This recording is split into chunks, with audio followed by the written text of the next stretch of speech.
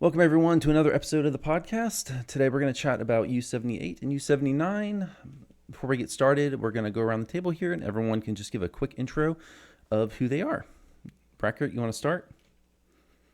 Hi there, I'm Brackart, British Dreamer. I stream Dungeons and Dragons online Monday to Friday evenings from 7 p.m. to midnight UK time, and miniature painting on the weekends, on Saturdays and Sundays from about 3 p.m. until whenever. Mostly interested in the lore of the game rather than like number crunching and builds and stuff. But the stories and legends is my thing. Onwards. Nice. We have our most frequent guest, Nomad. Aloha, everyone. Nomad Dog. I'm playing DDO since 2009, primarily on the Terrain server currently, but I've been spending quite a bit of time over on Shadowdale recently, playing over there with my wife. Yeah, looking forward to another one. I think this might be number 10 or 11 for me of these things. Yeah, I think more than that. I'd have to check. Nimvin is back. Hi, I'm Nimvin. I am a professional ballerina and petite model. Also, I stream Dungeons and Dragons online, and I also sidekick for Voodoo Spice. Probably the most famous thing I'm known for is hanging out with him. All right, guys, we're going to dive here into U79 in just a second. But to start here, I thought it was appropriate to start the podcast, with some sad news. Unfortunately, a lot of you all probably heard, but the DDO community lost a member. DilemmaEnder passed away, unfortunately, about a month ago now. And he was a multi-time guest on this podcast. He was on episodes 7 and 1. So I just wanted to say, great friend, and we're going to miss him a lot. There is a GoFundMe for his family that I will link in the description of the YouTube video if you would like to throw an extra few dollars his way. It's for his son and his partner. All right, well, let's get started on U79. But before that, actually, we need to go into the VIP loyalty rewards for year 3. So just to read them out, they're really, honestly, they're pretty similar to the last year. They're pretty much all the same except for the cosmetics. So we got 26th month, 500 DDO points, 27th month, VIP bag of many things, 28th month, 1 character slot, 29th month, plus 10% durability ward. That stacks with all the previous ones. 30th month, we have 5 bonus account storage slots. 31st month, we have the new thing, which is the Delirious Dreamwear armor set, which is kind of like there's a picture of it on the VIP rewards page, which I'll link that below too. And it's kind of like a sleep themed armor set. It's like a robe, basically a purple robe. 32nd month, we have VIP Artisan's Advantage. And then 33rd month, another greater bag of many things. 34th month, VIP Discovery Boost Increase. 35th month, we have 5 bonus storage slots that will stack. That's bonus account storage slots. Yeah, that's, let's see. I think that's shared account space, I assume. The previous ones are, yeah. Shared account bank. Yeah, and then 36th month, we have bag of many things. And then 37th month, we have Delirious Bed Mount. So there was some speculation that we talked about in the last podcast, which was way too long ago. I need to do these more often, but that was back in February that we did. And it was right. It was a bed. It was a Delirious Bed Mount. And there was a picture of that. So you're going to be able to surf on the bed, sort of like you would be on the flying carpet. So what are your all's thoughts on the new rewards? Well, more of the same. I mean, I like the bags of many things. More bank space and character slots are always welcome. I don't really use the character slots, but I know lots of people who do. All of that's very good. I think my only thing is the cosmetics, I think, are a bit. Yeah. I mean, there's niche, and then there's going beyond niche. I think the bedstead is fun. I can see people zooming around on that. I can't see people going into battle in a nightgown and nightcap. I think those are ridiculous. But yeah, variety is variety is good. Um, I struggle with even calling it a nightcap. I mean, that tail part of it is so long you'll end up choking yourself in your sleep. You roll over, and next thing Yeah. you know, the cap is wrapped around your neck. Um, so for me, I my opinion of the rewards program hasn't changed over the last 2+ years. Um, it's nice to have these little things as a VIP, but there really hasn't been much of anything that would entice me to want to become VIP to get these things, especially knowing that I would have to be VIP for such a lengthy period of time in order to get some of the items, right? As I've heard people talking about, they had friends that really wanted the Storm Cloud mount, um, but they have to wait a whole year, before they'd even be able to get it, right?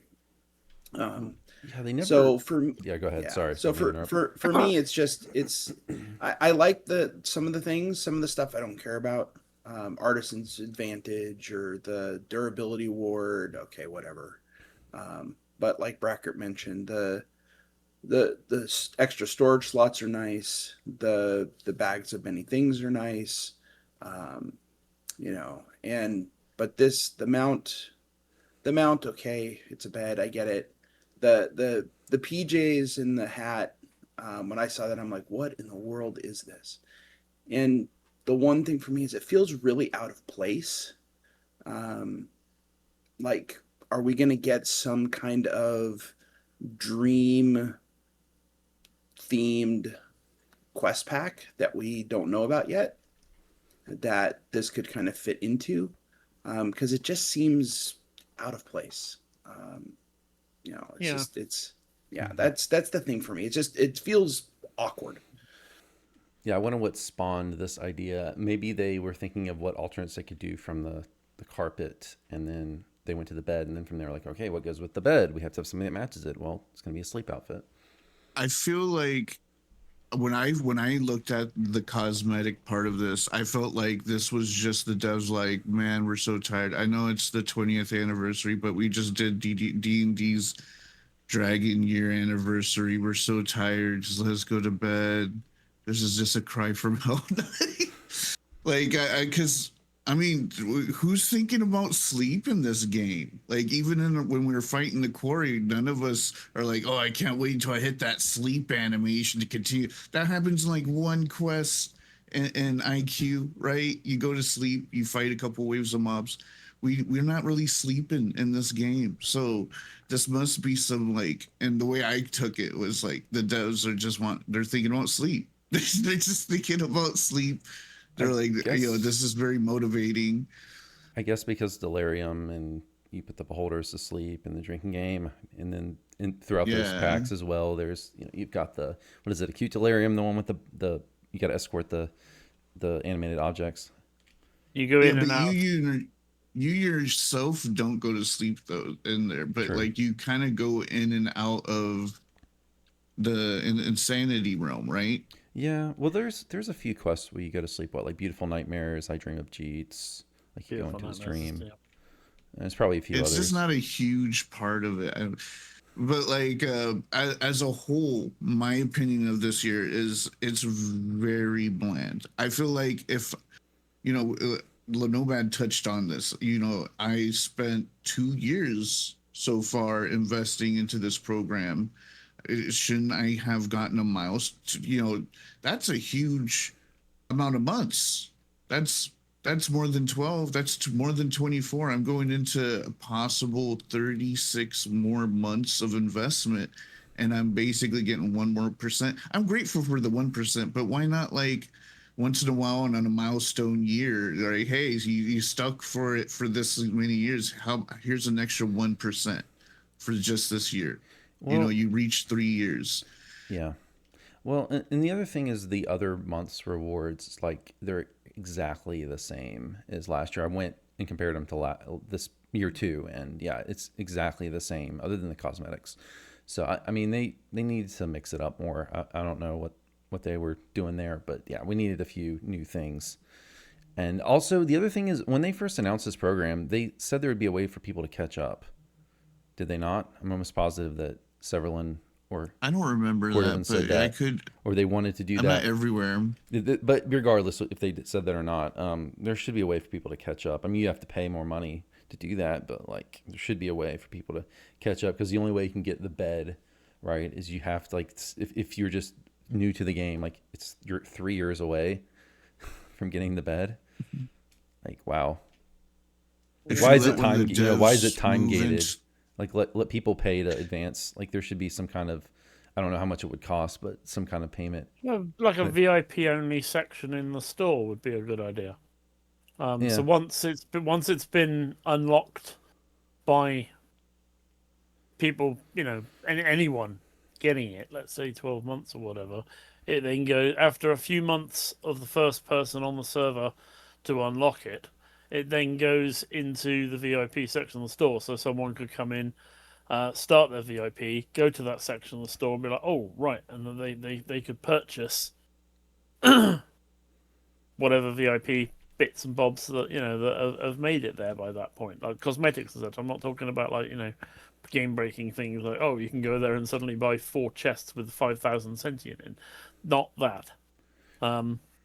But things like the cosmetics, the mounts, the armors, stuff like that should go into like a VIP section of the store, which is unlocked by you being VIP, not from the stuff from like the current year isn't in there, but when the next year starts, the previous year's stuff goes into that section of the store and it stays there along with the previous year and the previous, and so eventually over time that is actually like its own dedicated store of VIP exclusive stuff, which becomes more valuable as time goes by, Well, I think with that, having access to it. they want to reward continuous long-term subs. So the only issue with that is they don't want to have a system where people can just VIP for 1 month and then buy what they want and then unsub. So I don't know. I would like to see them do some kind of pay, like it costs this much per month to jump ahead a month and get the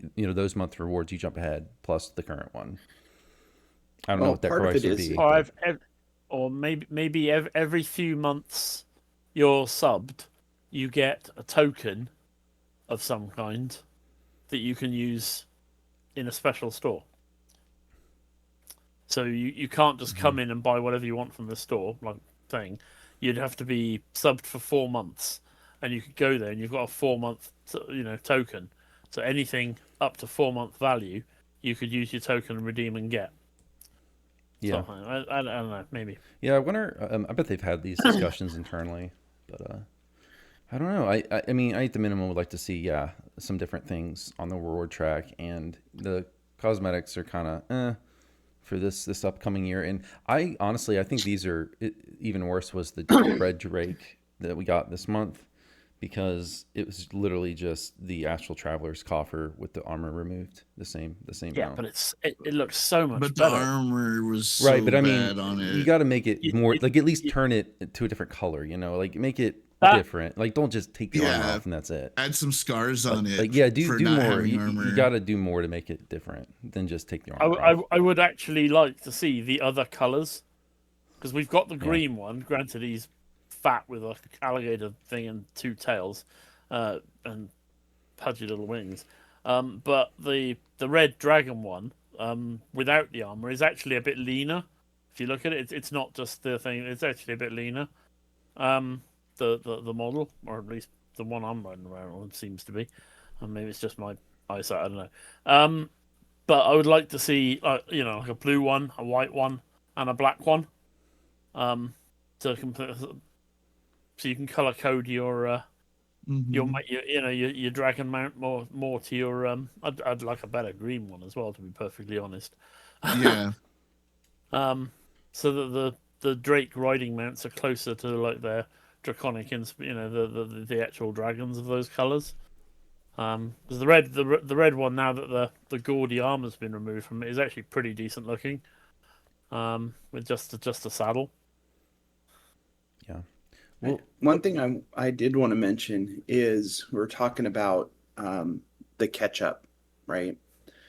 Even if you're subbed as a VIP, if you do not log into the game, to claim your item, you're behind a month, right? Mm. Even though you're VIP, you don't get to claim that item until the next month, right? You can't go in and not play for 3 or 4 months, be VIP sub the whole time, and then collect 3 or 4 months worth of things. You can only collect one thing per month, right? So Yeah, given that's wrong. given that, I would like to see some sort of like people who have subbed and haven't logged in. I understand what SSG is doing. They want people to engage with the game, right? Which is the whole reason that they want them to log in. But if you've had someone who's subbed for a long time and something happens in life and they can't log in for some reason, don't penalize them, right? Well, I Give mean, them the they're opportunity still to get supporting caught the up. game. Yeah, that Yeah. would be wonderful.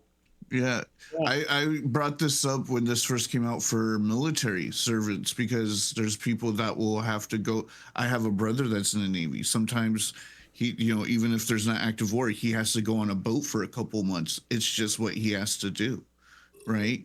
And he has to do it for our country's protection or whatever. If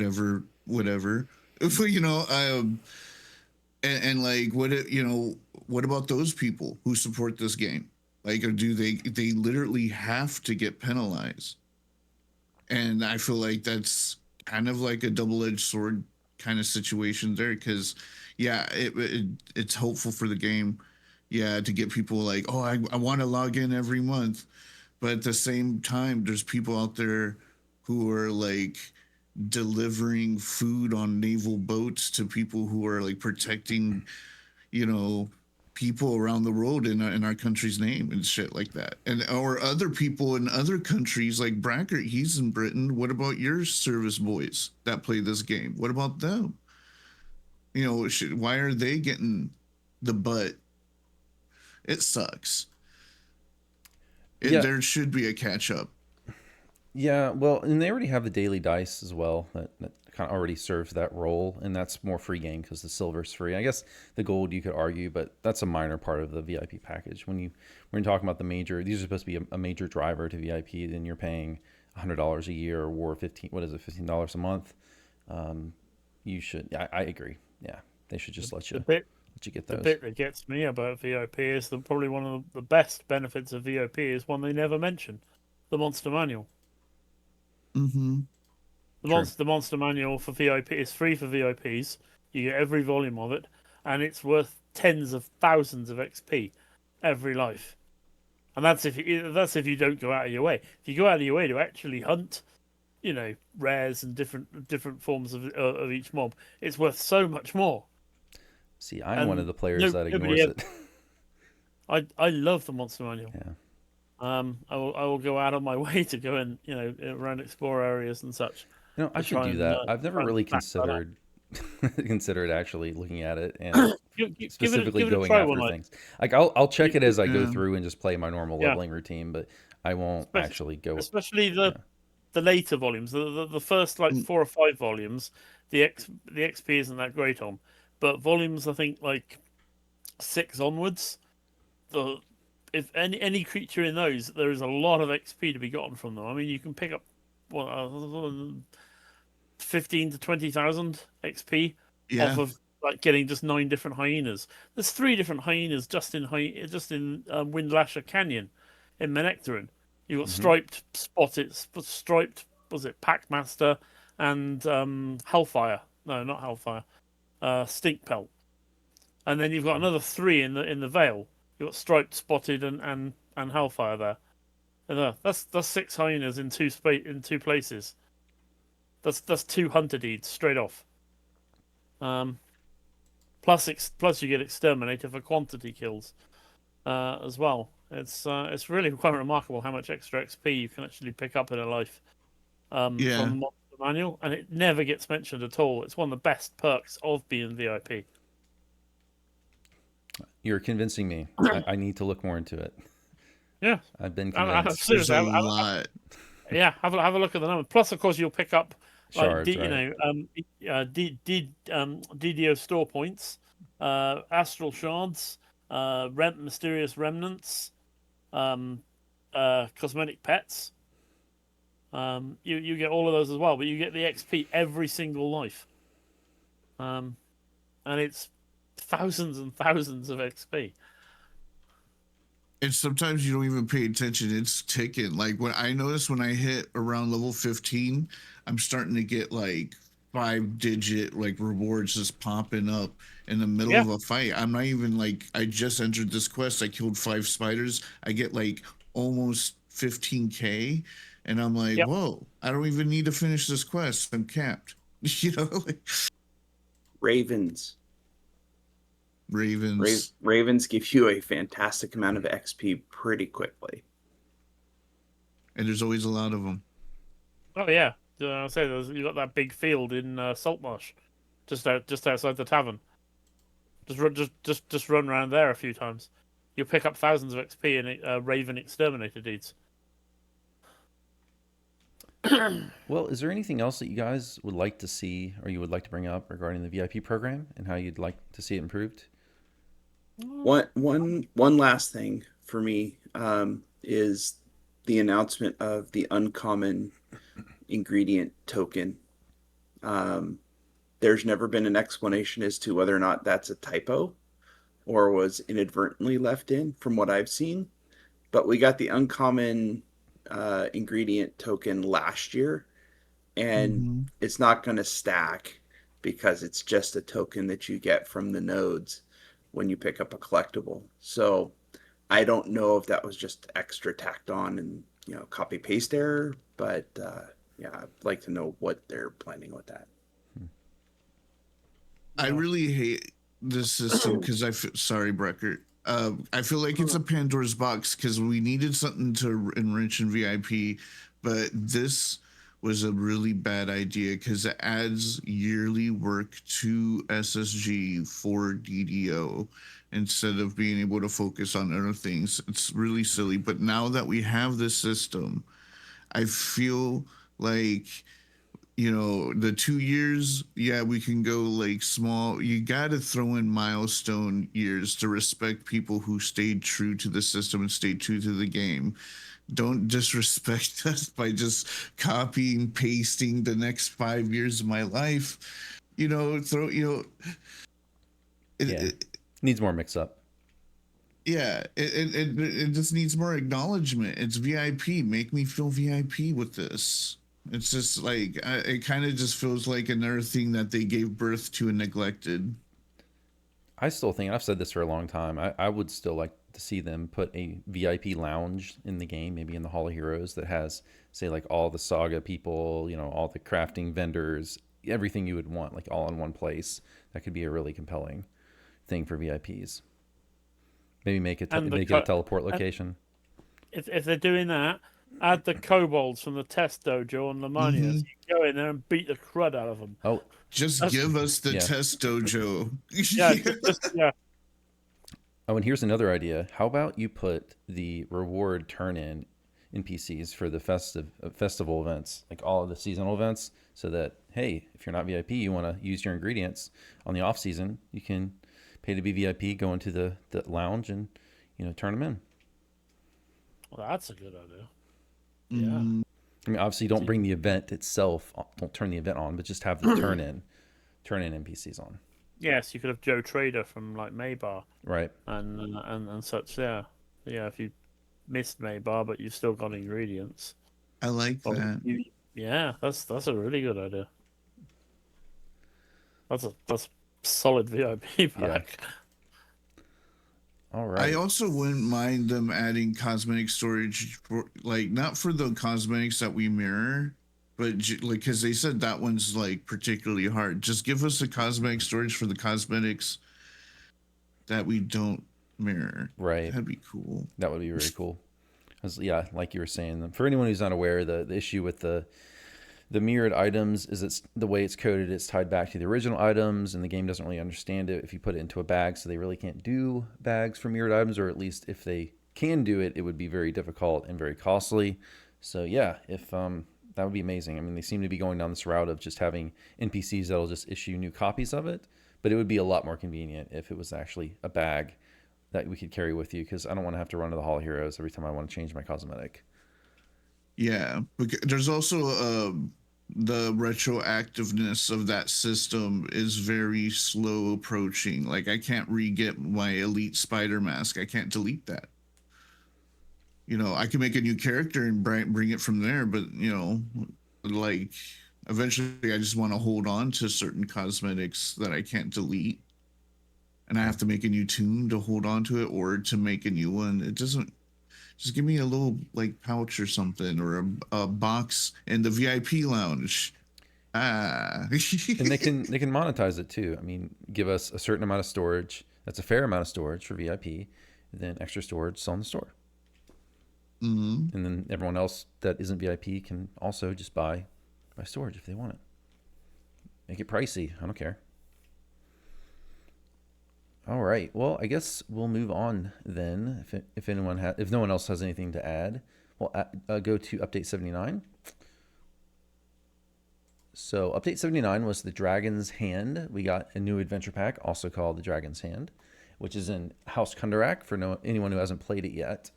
These are quests that are heroic level 10 and legendary level 36, and they're all located right outside the guild ship entrance area in House Kundarak. Right when you step off your guild ship, it'll be right there. So, or Can't miss right it. across from the entrance. There's a whacking great dragon there, which I wasn't there know. before. I'm gonna be honest. I don't Yeah. like it there. It's too much like in your face. I would love to see them move it. Just move it a little to a corner or something. In my head, I hate it there. this is how it happened. That I bet House K hated it there too. But then the Argonescent's like, hey, look, your place is kind of old. If you let us set up here, we will bring people to make ponds everywhere, do some tile work, because that's what else happened when they end. There's all of a sudden there's new structures. It's like Argoness is like, we're gonna bring our people up. Dragon Eye for a dwarf guy is about to happen up in here. And then like they just re-added and restructured all these things that just didn't really needed to be there, but they shooshed up House K a little bit. Yeah, they did. Then I assume it was in prep for this. I assume. I do wonder why they put so many cleats, which are the things you tie ships onto at the dock, along the edge of like every single surface on the pyramid, and like the various stepped bits of the houses and various other buildings on. I'm like, why are you tying ships up there? I mean, airship I could understand, but you have an airship tower for them to dock with. Why are all these cleats here? You're not tying ships up to the side of your pyramid that your bank is in. Yeah, it's an old artistic choice. I quite actually like the ponds, the ones that aren't in the way. Mm-hmm. So when you come into House K from the marketplace, there's like two of them there that are just like really egregiously placed between you and the entrance to the red fens. You've basically got to ride through them. And it's just like no, move those over to the side. But some of them are actually really nice. It does make the area look a bit prettier. But yeah, some of the choices for what they've actually added to the area are very weird. Yeah, the massive one that's just inside the gate, the entrance to House K is. I noticed when I first went in there that there's just so much less width between the buildings and the pathway, because there's that tall ladder that goes up to the teleporter. When you run through there, I don't know if they moved the building out or if they moved the rocks out, but there is a much narrower path. And the bridge that goes to the tavern, I think the bridge is thicker, because when you go under it, there's less headroom for your characters than there was before. That's the one thing I know. I really didn't notice a lot of the other little changes, but that I noticed. Yeah, the headroom. All right. Yeah. Okay, well, anyways, going back to the quests here, so there's 5 quests, and each of the first 4 quests is themed around a different dragon, a different colored dragon. But what's going on in the story in this pack is the dragons have stolen decks of many things, and we are tasked with hunting them down and retrieving them. The deck of many things being a very powerful artifact consisting of cards. Draw a card, could be really, really good, or it could just kill you. So it's that's kind of the theme. And then the last quest, the 5th quest, is kind of wraps up the whole story. So the first quest is called. Yeah, call it. Oh, go ahead if you want to say something. I really like this pack.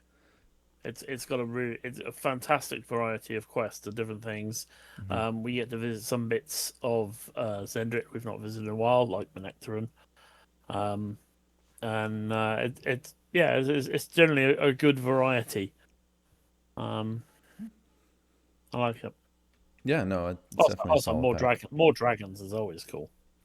The story was really fun. I guess the only thing I can really talk bad about it is the spell ring that is just not in the game, and it's also a rare. And it has rare items. The I spell don't like ring? rare items. Yeah, there's a Talking spell about the healing ring. ring from what's the fourth quest, third quest?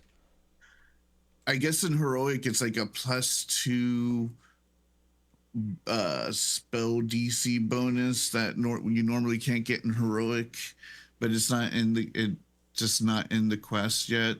Oh, are Didn't you get talking about released with the pack. you're talking about player loot? Like, Yeah. Okay. Gotcha. Okay. Well, let's. So that's the only thing that is really bad about it. But besides that, I had a really fun time with the story. Yeah. So let's kind of go through like quest by quest, and we'll work through it. Let's start with the first one. So the first one's called Going Rogue, and it's themed after a green dragon. And I had the hardest time pronouncing these dragon names, but the green dragon's name is Drizvala. It's a jungle themed quest, I guess, that goes into tandem with it being a green dragon. This one is probably the most straightforward of all the quests. It's a crest quest. Get 3 crests, and then you have a dragon fight. So this is a kind of an introduction and not really that complicated of a quest. But any thoughts here, guys? I mean, it looks good. Yeah, I said fair dues to the art department as always. They deliver in spades. They got to play with the jungle art package from Isle of Dread again. For sure. and there's dinosaurs as well. It's like, yeah, we did Isle of Dread a few years back. We need more. Give us more Isle of Dread. But it's a nice quest. I know there's going to be people that complain about it because there's always people that complain about get the crest quests. Yeah, I think ever since Mr. Nor, people have gotten really hampered on crests. I don't have a problem with it. I mean, well, it's a mechanic, right? Just to get you to go to the different parts of the map. It's okay. Get to look around.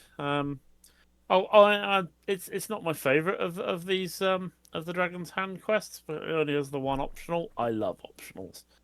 More optionals in a quest, the better. But Yes. This one only has the one. But I mean, you get to fight a Triceratops, which is pretty cool. Mm-hmm. And yeah, multiple quests in this pack have interesting options. Yeah. Oh yeah. Yeah. The third one in this quest is by far my favorite. In the nightclub. Yeah, I think it's by far the best quest. But we'll get to that in a minute. So anything else on the first quest, guys, that comes to your mind? One thing that. Go ahead. I love all the armors, by the way. The newer versions of dragon scale armor, but they're not full dragon scale because you haven't got enough scales. So you've got steel armor with bits that are dragon scale, like the shoulders and stuff, and they all look really good. So finally we actually have a green dragon armor that looks good. Yeah, I'm gonna rely on you guys for the loot because I didn't have a chance really to look through the loot in detail on the wiki. Oh, you should.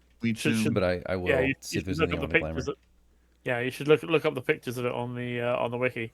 Yeah. The armors are very nice. I will say for everyone listening, they did continue the Sun Moon slots here with these, and there's Sun Moon augments as well. I just thought Steel Star says that system's here to stay. Oh, and there is rare loot as well. Yeah. Which some people are happy about. I don't have a problem with rare loot. I get the See, rare loot for me, I feel like it's unfair to solo players because I get 100% of my rare loot when I'm with Voodoo and we're in a full group and there's so many hands in the chest. But when I'm solo and I'm re-rolling, I can never get rare loot.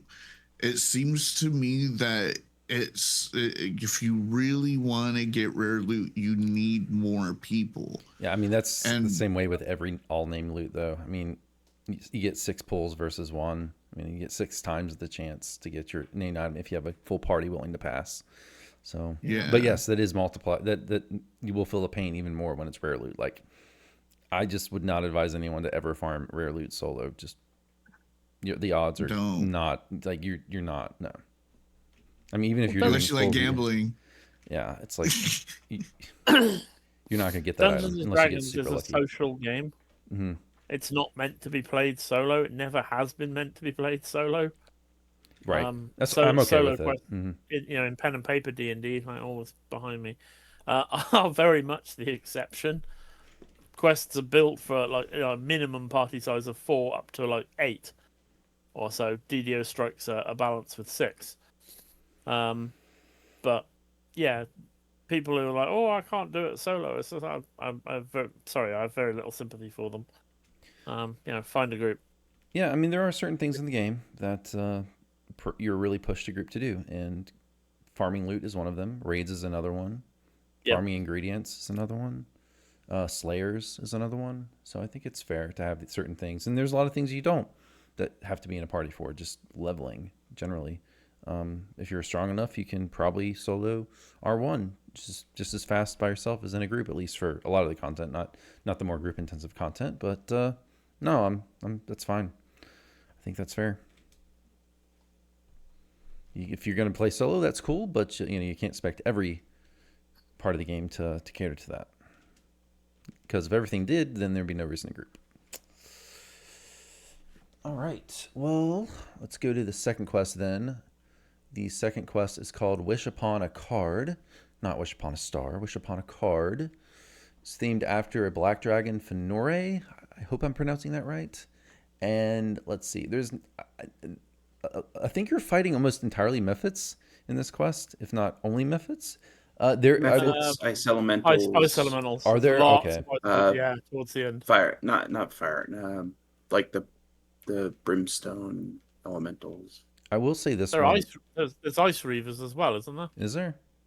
Yeah, I think there's Maybe. ice reavers. Yeah, I think so. Okay. And fight. In any case, there's this quest. I will say there's a beginning part where you're kind of defending. When you're not really defending, you're just kind of killing spawns of Mephits from the ceiling or from the very top of the room. So I would say it really helps to be ranged here or a caster. I think have a better time just hitting the stuff there. That's really the only notable thing for this one that I found. No, looking at the wiki page note, there aren't any ice reavers. There's fiery Mephits, ice Mephits, ice elementals, and magma elementals. It's just those 4. This was another one of those story-driven ones because you kind of get a little bit more of what's going on per area that you clear out. It's a very railroady quest because there is just one route to do. There's no optionals, there's no side tunnels or anything. It's just go here, do this again, do this again. Right, talk to the NPC, and he says go down this corridor. And while the corridor goes to the final. Seriously, who builds a corridor like that? To the final room. That's it. It's just like go in here. One room with like 3 fights, follow the corridor that sneaks all over hell and back, and then you've got the final room. So it's an incredibly simple dungeon map, albeit one drawn by a madman. Yeah. But it's a very, very straightforward quest. And I will say one thing about this pack is it is very story driven, and as you're going through each of these dragons that has a deck of many things, they each have a different experience with the deck, so they might use it and it doesn't go as planned. They might have not used it, and if you're nice to them, they might give it to you. But each dragon kind of has a different experience in response to the deck, so it's kind of fun to watch that play out. Well, each dragon has drawn a card, right? That's the whole premise behind each of these quests. And that's one of the things I really like about it, because there's so many different options, and I could see so much more that they could do with this in terms of creating quests based around the card. One of the great things is in the quests, there are books that you can click on that will tell you everything that each of the cards does, right? And so they have the first 5 and the rest of the cards that don't get picked throughout the quests. And so they just give you the list in multiple different quests. Yeah. I took screenshots of it. Yeah. I like the fact that you, like the first one with going rogue, right? They pick the rogue card, which means that person is going to have a mortal enemy that they will have to fight to the death, right? And so that drives that story. And then the next one is they get a wish, and they wish for the group of, mobs around them to keep pesky people away, right? And that backfires on them. So having the cards be like this determining factor of what's going to happen in the quest is pretty cool.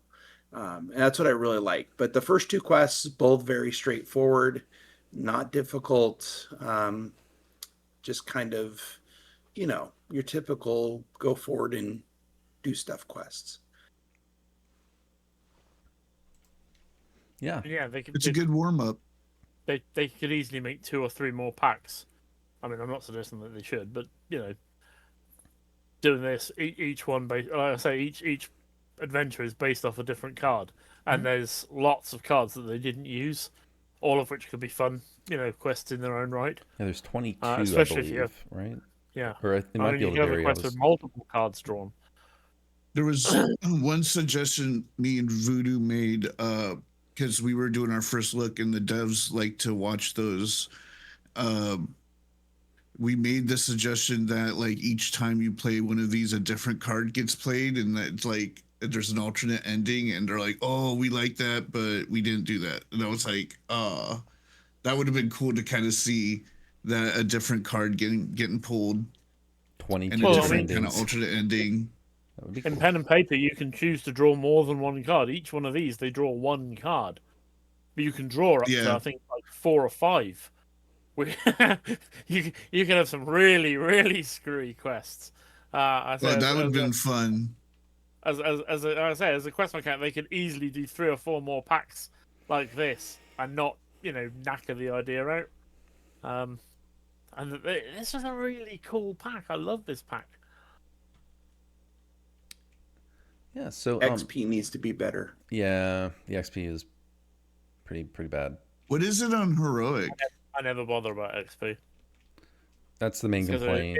Is the practical sense part. It all gets you there. What level is it in heroic? All I know is I was like flower sniffing this on legendary 2 days ago, and I did it just on hard, just to flower sniff it, and it was like 54k first time bonus with VIP bonus on legendary hard. Ugh. Yeah. Maybe they'll address that eventually, but yeah, I mean, I think from the practical, the portion of players that really are XP per minute really focused are probably not going to run it, because level 10 you can run Ravenloft, you can run lots of stuff in that range. Okay, well, let's head on to the third quest, which I think is the best one in the pack, which is called Burning Down the House. This is the one that takes place in a casino. So it's themed after a red dragon, and the dragon is using a deck of many things, at the casino to try to boost their luck. Mainly what you're doing in this quest, there's a members only area. You're doing these little mini quests within the quest to try to get signatures to get into this last area. There's a really cool optional with a scorpion game. And yeah, I love the way that comes to the health warning. Do not do this on hardcore. Yeah. Well, in bright red bold letters. Yeah. So, all right, I guess I can just talk about that now. So I spent like way too much time in that room just testing out that optional. And so there's 3 different types of responses you can get. The first 2 were just straight up skill checks, and I think it's intimidate, diplomacy, perform, and I can't remember the other one, but UMD. So those are just straight skill checks. So the other one is a fixed response, That's the same every time. There's something like 5 or 6 of those. I was really that option. I was trying to understand what the devs wanted us to do. I mean, obviously you have the skill check ones, but with the non-skill check ones, I was trying to understand what they're wanting us to do, because you're supposed to read the scorpion's body language. And the way the game works for people who are just listening, there's a scorpion who starts in the middle, and you have yourself on one side and a hobgoblin on the other side, and each correct answer gets the scorpion to walk towards the hobgoblin, and each wrong answer, it marches 1 step towards you. And if it goes all, I think, 3 steps towards you, and you, because you get 3 questions wrong, it stings you and you die, and you actually have to stand in a little circle, and you die. Like you can't get Has out of that anyone circle. tried You it with can't the heal. animal empathy or as a Vokori drow? I haven't. Now I will say that the death thing is completely irrelevant, even on hardcore, because you can just at any time you can leave the circle, walk to the middle, and reset the puzzle. So anytime you're doing it, and you get if the scorpion's ever on your side, you can always just reset the puzzle. So there's almost no point to that. And there is, if you're not playing on hardcore, there is a res shrine right there too, so you can always raise yourself if you need to. So it's not that big of a deal. But anyways, I was just trying to figure out how it works. But the way it works is does have fixed answers or skill checks. But I honestly wish that instead of there being skill checks, since it's a casino, I think it should just be completely random, like every time, personally, because it is a casino. Since it has to do with a scorpion, I wonder if, like, if you were like a drow with animal empathy, or if you're a ranger, would that change I doubt it. the situation? I doubt it. I mean, I haven't tried, but I mean, I doubt it is a scorpion. You drow, yeah. Well, I suppose it depends on what type of drow, but the Volcorum drow should definitely be able to influence things. I believe that's the only playable drow we have right now. Is it? Oh, well, it's disappointing. I'd much prefer to be a Sulatar. Fire. So when you're in the casino, so to get to the last area, you do have to do these 2 mini quests. So you have to do favors for these different NPCs to get their signature. So basically, they're signing a card for you to get entrance. And the first one is someone who he's lost his favorite top hat. So you have to go basically deal with this drunk guy, and you end up getting his hat back. And then I thought it was a nice touch that when you return his hat, it actually spawns on his head. The NPC's head, it does change. Yeah. So that was a nice little touch, I thought. And then the last one is you have another NPC that's sick, and you have to find a magical ring that's laced with healing magic in exchange for her signature. Also, I will say Jeets makes a surprise appearance in this quest as well. I was a little bit disappointed he didn't actually do anything. No, he's just I there. mean, it's nice that he's there, Yeah. and you can like say something to him and he'll say something back, but he doesn't actually do anything. It's because, well, that's kind of a little bit annoying, because every time you've encountered him previously, he's been part of a quest or like a quest giver or something. He just stands there as like right gov sort of thing, and that's it. And you're just like, well, what? Right. It just felt a little bit there was an option or something that was going to come off of him, and they just didn't finish it. It's nice to see. Don't get me wrong. It's nice to see him. It's always nice to see any of the 3. But it felt a little off. I thought it was It's just fine. an opportunity for Just them to showcase his questionable decision making. Jeez, making questionable decisions. No. That said, the the tainted wine gelatinous cube is evil incarnate. That bloody thing is murderous. So we did that on like high legendary Reaper, and spent about 20 minutes running backwards around the room shooting it. yeah, so that's an interesting part of the well, it's something we've seen before. We saw a room like that in Kill 10 Rats. That was almost exactly the same. But yeah, it's still cool though, because in that room you have a gelatinous cube that's kind of chasing you around, and you can either kill it the old-fashioned way, or you can turn these frost traps on that are all around the room and kite it through the traps to kill it. So you can do that as well. That takes forever. Well, Depends on what They difficulty don't you're do on. nearly. They don't do. Yeah, they don't do Well, nearly enough but damage. sometimes, if Yeah. you're on a melee, it's, it can be a lot safer to do that, even if it takes longer. Could be safer. It could be assisted damage. I wouldn't use it as my main damage. Yeah, like what I would do if I'm on say I'm like soloing on a barbarian or something, I would just turn the traps on and then get a thrower and kind of kite it through them, and as I use a thrower, just to be safe. Let's see what else. Oh, one thing about this quest, I got a little confused the first time I ran it because it's really easy to run past keys. So there's a few different points where keys will spawn on the ground. Make sure you're paying attention, and I think maybe they should make it a little more apparent that the key is there, like make it glow more or make a really specific DM prompt. I don't know, but it's really easy. It's really easy to not see the key spawn and run past it, and then you can't figure out why you can't get through the door, but it's because you ran through the key.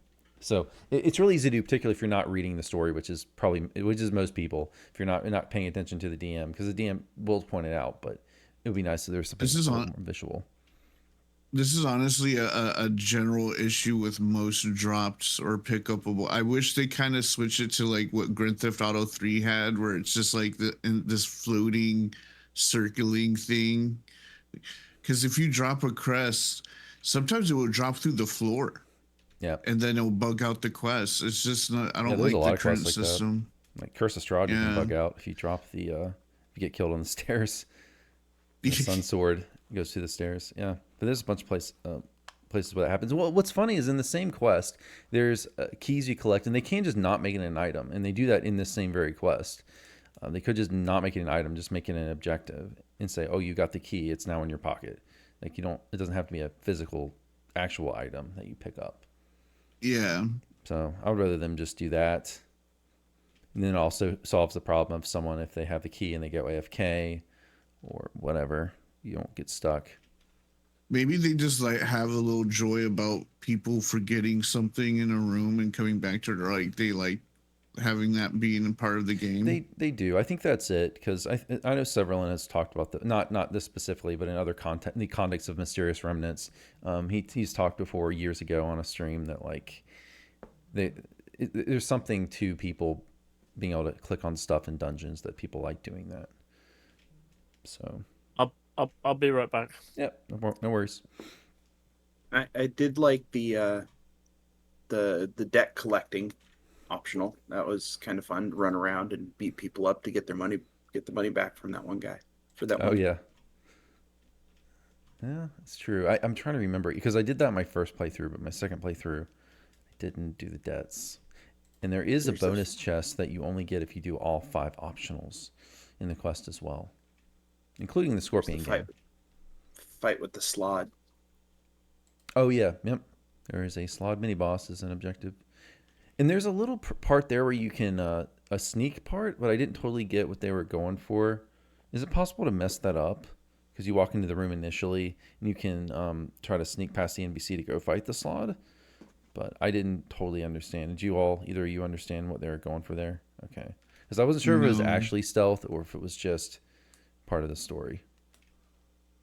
Because there's other quests like honestly, like Reaper kind of killed stealth for me. Like because no matter how good your stealth is, Reapers will always see you and notify the mobs.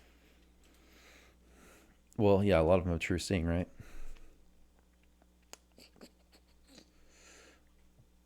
Okay. I think that's about anything else you guys want to say about this quest? It's a long one. If you do all the optionals, it can be, but the story is great. Yeah. The fact that the Red Dragon pulls the Ruin card, which means all of his material wealth disappears, and it goes to the casino. Just the way they laid out the story, and now we're here to help this Red Dragon get his money back. The end fight was an interesting end fight, having to fight the Pit Fiend, and initially figuring out, because I kind of skipped through reading the contract and then trying to figure out the mechanic to make sure that you can. It's like, I killed him. Why is he still alive? Mm. So once I figured that out, it was actually pretty cool. Yeah, because you have to overall, it's a good quest. You have to break the furniture, I think, to You burn got to the burn. contract. He has to Yeah. set. Yeah. He has to set the office on fire, basically. Yeah, because you can't kill the pit fiend immediately. You have to erase his immortality first by burning the contract. Yeah. Okay, and Waisakai says that self part is just part of the quest. He says, okay. All right. Well, I guess we're going to move on to the fourth quest. Well, I guess I can wait for Brackert here and see if he has anything else he wants to add. Brackert, is there anything else you want to add for the third quest before we move on? No, it is by far my favorite of the. Like I said, lots of optionals. Yeah. It looks really good. Fantastic storyline to it. Yeah, one thing I would tell people is I found it a lot easier is if you stick to one, like, because you got the 2 signatures, right? And they're each like 2 little mini quests is how I think about it. Try to just stick to one. I got confused the first time because I went in and I talked to everybody, and then you kind of don't know where to go. I would say take one signature at a time. Don't talk to is it a female halfling or female? I can't remember. It might just be female humanoid for the ring part of it. But just talk to the guy, the hat guy first. Do that, then talk to the other NPC and do that side of it. Don't try to do all of it at once because it gets confusing. There's a lot going on in that quest. It reminds me a bit of like TV episodes where it'd be like, oh, such and such wants you to do a favor, or you need, like, I don't know, like a tire or something from the garage, and the garage is like, oh, I'll you can have the tire, but I need you to go and fetch this from such a, from the bakery or something. So you go to the bakery and they're like, oh, you can have this, but you need to go and get this from somewhere else. And then you're like four people down, you finally get one item, and you come back and back and back and back, and finally you get the tire. It's quest inception. Yeah. That's pretty much. That's the feeling I got the first time I went through this. I was laughing my ass off. Yeah. Because I was like, oh my god, Questception. this guy has a favor he needs us to do as well. It's like, no, stop. It's just like, just like timeline expanding sort of thing, just constantly. Right. It's like the devs saying, how do we turn this fetch quest up to 11? Oh yeah, well, seriously, more quests like this. I love this quest. It's a good quest. You can tell they put a lot of time into this one. Yeah. All right, so let's go to quest number 4, which is called Thrall of Duty. And this one is themed after Severin, which is a blue dragon. And it's, I got some serious Seizing the Dawn vibes in the first part of it. There is a very cool room near the end part of this quest where you get sucked into the deck itself. And really cool. The stairs are made out of the individual 22 cards. And their individual artwork, like I compared them to the actual official artwork, and they went in and it's very trippy. That room, very trippy. My thing, speaking as a lore person, this quest bothers me. It's visually thing, it's a lot of fun, but it bothers me because there is yet another liquid source of liquid water in the Nectarin. When you're out in the Nectarin desert, the Explorer Point literally says this is one of only 2 places in all Manectron where liquid water may be found. We now have 4. Because there's 2 in the Nectarin Desert itself, one at either side of the map. There's one in Seizing the Dawn, and there's now another one in this one. It just bugs me. All the water, yeah. It's like every time it says, oh, we're going back to Manectron, let's add a pool of water. It's like, no, stop it. Well, any other thoughts on this one, guys? I mean, I think the last room there is kind of the star of the show. I mean, I had the hardest time with this one because it was notoriously buggy. When it was released, it took me an degree several times before we eventually were able to actually complete, because it just kept bugging out on us. Yeah, I read that. Go ahead, sorry. I love that it's a blue dragon. They're my of the evil dragons, they're my favorite. So it's nice to see another one, a really massive one at that. I was a little bit sorry that I didn't get to fight him because I really wanted to. Yeah, and Waisakai in chat is saying that they still haven't fixed the quest. I haven't run into it, but I know other people are running into it, and they attempted right in one of the patches, I believe, to fix. You all tell me if I'm wrong there, but I believe they addressed it in one of the patches. But yeah, apparently it's still not fixed. I've run it Oh. twice, and both times I was fine. So I haven't experienced because I think it's mainly the end fight, right, where the ogre Yeah, magi will you kill the fight the ogre dragon. magi. I think if you beat him down too quick or something, he doesn't do his disappearance. So when he does his disappearing act, he leaves the room. Mm. If you kill him too quickly, he doesn't do that, and the whole thing bugs out. Mm.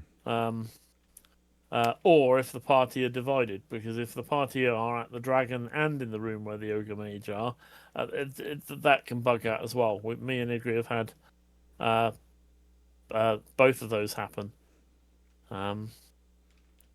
Waisakai saying That's the a dragon's bummer. HP is too low as well.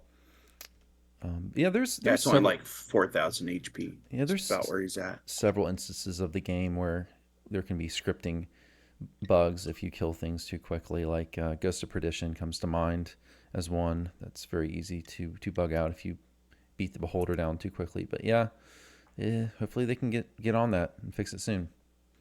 Till then, just hold off, slow down as much as you can. Take your weapon off and punch it if you need to. There's a good variety of bad guys in the quest. So it's traps option, some optionals. So If I remember right, the dragon draws the card and his soul gets removed, right? And that's what we go and get in that special room. Yes, Yes. I believe so. Get his soul to bring back. Yeah. yeah, Again, really nicely designed story-wise. I think the layout was a little cumbersome because there's a lot of up and back that you have to do in there. Yeah, you've got that one room with like multiple levels and doors coming off in different directions, haven't you? So Yeah. I So mean, there's some cumbersome back and forth that you have to do. That was a little bit of a pain. Yeah. Not my favorite of the 5. Other than the room. The room was really cool. Okay, so let's go on to the last quest, which is called the Final Draw, and this is where the story gets wrapped up. This one is you have the decks now, so you want to return them to the Silver Claw, the NPC we're retrieving them for, and I guess I won't spoil the ending, but kobolds have a big role in this quest. I'll say that. I like that we get to fight on a storm giant. Uh-huh. It's about time we had a storm giant in the game who wasn't a storm reaver, so or Sorjek. So that was nice. Also, fantastic opening. You appear there and you look out across the bridge. It's beautiful. To a cloud giant castle in the clouds. I would love to see it doesn't stay an open quest, but I would love to see like more open quests that aren't just in a little dungeon or in a little cave. I like seeing those backgrounds in the game. But yeah, I mean that was just epic stuff. It was cloud giant castle in the clouds. It's like Yeah, when I first saw it, I kind of thought of that the last Illithid invasion quest, right? Where it's kind of that outside feel to it. Yep. Yeah. So I like that opening part too. So the bit that made me think of, I've long said on my stream, I would like to see them do an expansion based on against the giants, not the original A1 to 3 against the G1 to 3, the 25th anniversary version, which has 4, 5, and 6 as well. 6 would be a perfect raid. It's called Cloud Islands of the Saka. It's literally a whole bunch of cloud giant castles on clouds linked together by flying bridges.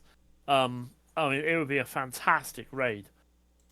I mean, and you get the whole story is the liberation of the Grand Duchy of Jeff, which got overrun by humanoid hordes led by giants years ago. So you've got like the three classic, the Steading of the Hill Giant Chief, the Rift of the Frost Giant Jarl, and whatever.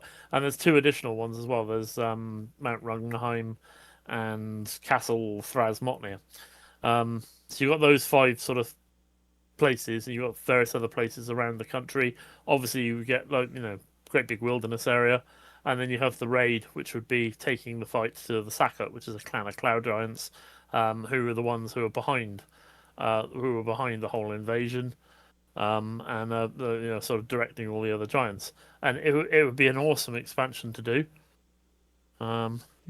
Is that the one that expanded on the Frost Giants where they had multiple heads? Yes. Yeah, Yep. I played that one. Oh, I love it. I love it. Yeah. It's a red. It's seriously, 25th anniversary. It's called Against the Giants: The Liberation of Jeff. 25th anniversary version. It is a ready-made expansion for DDO. It would be fantastic. I think everyone would enjoy it because giants are awesome and they're kind of underused a bit in DDO because we've got Giant Hold, which makes no sense at all. Don't even get me started on Giant Hold. Mm-hmm. So it would be an awesome expansion.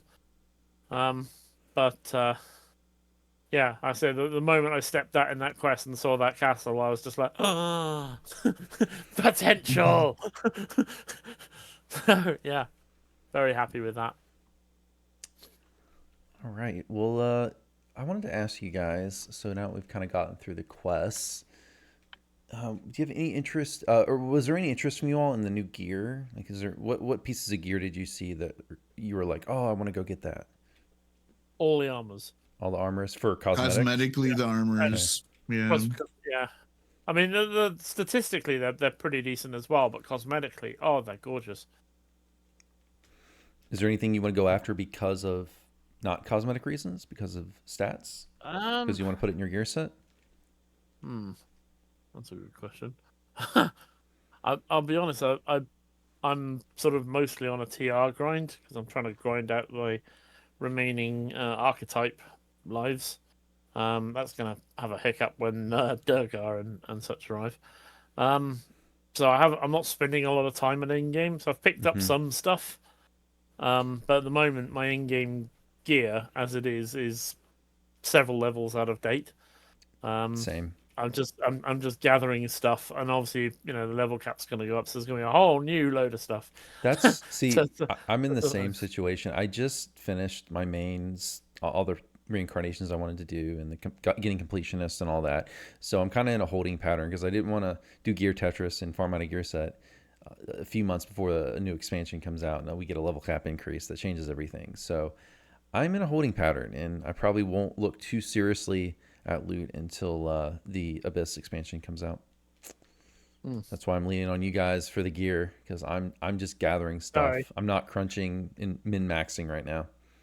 I'm in the opposite situation. Invin has almost 250 Reaper points, has every single past life in the game, and I have a friend float on by if he's out there or he sees us shout you out. Yeah, he's been on the show. Yeah, he's a legend. Yeah, he helped me with my end game. So I actually do have a superb end game. Like, I'm all legit out on Invin waiting for. So I'm actually working on an alt. And I'm not going like super uber completionist on my alt. I'm just triple stacking the past lives that I want on them. Float helped me do gear Tetris as well for one of my alts. Yep. Yeah, he's the best. He's really good. Like if you think of endgame gear kind of like designer clothes, I trust him. Out of all the endgame players I've talked to, every piece he puts in there has a purpose. Well, some people are like, oh yeah, I just threw that gem in there because like whatever. And I'm like, so the set doesn't matter? Like, nah, it doesn't matter. I'm like, but float on by, every piece has intention, and it's really cool. It's really cool, the Tetris work he does. Yeah, well, when you run R10 raids like he does, you gotta min-max. Yeah. Get every piece of power you can get. The only piece of gear I'm interested in, funny enough, would be that heroic ring if they put when it's finally in the loot table, because it provides a bonus that's not obtainable in heroic. I find utility and stuff like that because I do a lot of TRing. My end game stuff is like very like quick, so I just prefer to find some really fun things to use as I go up to level, because like that's part of the fun of leveling up is hitting level 7. I'm like, ooh, what level 7 gear I got? That's the part of the fun for me. So I like the heroic stuff. I want to get the heroic stuff, but I hadn't ran it heroically, to be honest. There's so much heroic stuff going on. I haven't either. I've not run it in heroics yet. Just twice legendary. Okay. So Waisakai in chat says he's not too thrilled with the loot from a stats perspective, but cosmetically very good, he says. Okay. Well, is there anything else you want to say on the adventure pack before we move on? Any final thoughts? Good. Favorite quest? Good pack. Very happy with it. I think it's in a good level range too. It's decent. Yeah, more level 10 quests when it definitely needed. Yeah, I looked through. I'm like, what else was it level 10? And yeah, there's what Ravenloft Chain 1, I think. Unless I'm mixing that up. But yeah, there wasn't too much. Ataraxia, yeah, but there's not. Okay. It was one level. It could probably definitely use. It could have used more content. Yeah. I'm very curious to see where Out of the Abyss is going to be pegged level wise. I mean, obviously, Legendary is going to be like 37, 36, 37. Mm-hmm. But I'm very curious to see where it's going to be pegged to heroic. Level 4. They won't do it. 9 or yeah. They won't do it, but I wish they would make it epic. 8, 9, or 10 would make more. Would be. It's the second part of the module, but if they added the beginning of the first part where you're in jail, 4 would be funny. You start off in jail and then all of a sudden Demogorgon. I mean, level 9 would make sense. There's only 19 level 9 quests. Level 19, you said? Or there's 19 level 9 quests. Oh, okay. I want to see them just.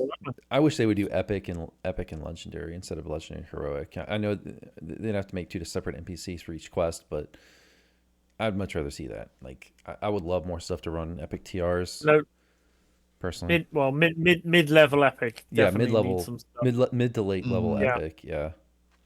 I'll say low level epic's okay because you got all the Vault of Night and stuff that you could run it on heroic. Yeah, but you can also run it on epic. But those kind of peter out at level 23, 24. Mm-hmm. I feel like from there through till about 28, 29, or 28 is it's kind of a wasteland. Mid epics needs more content.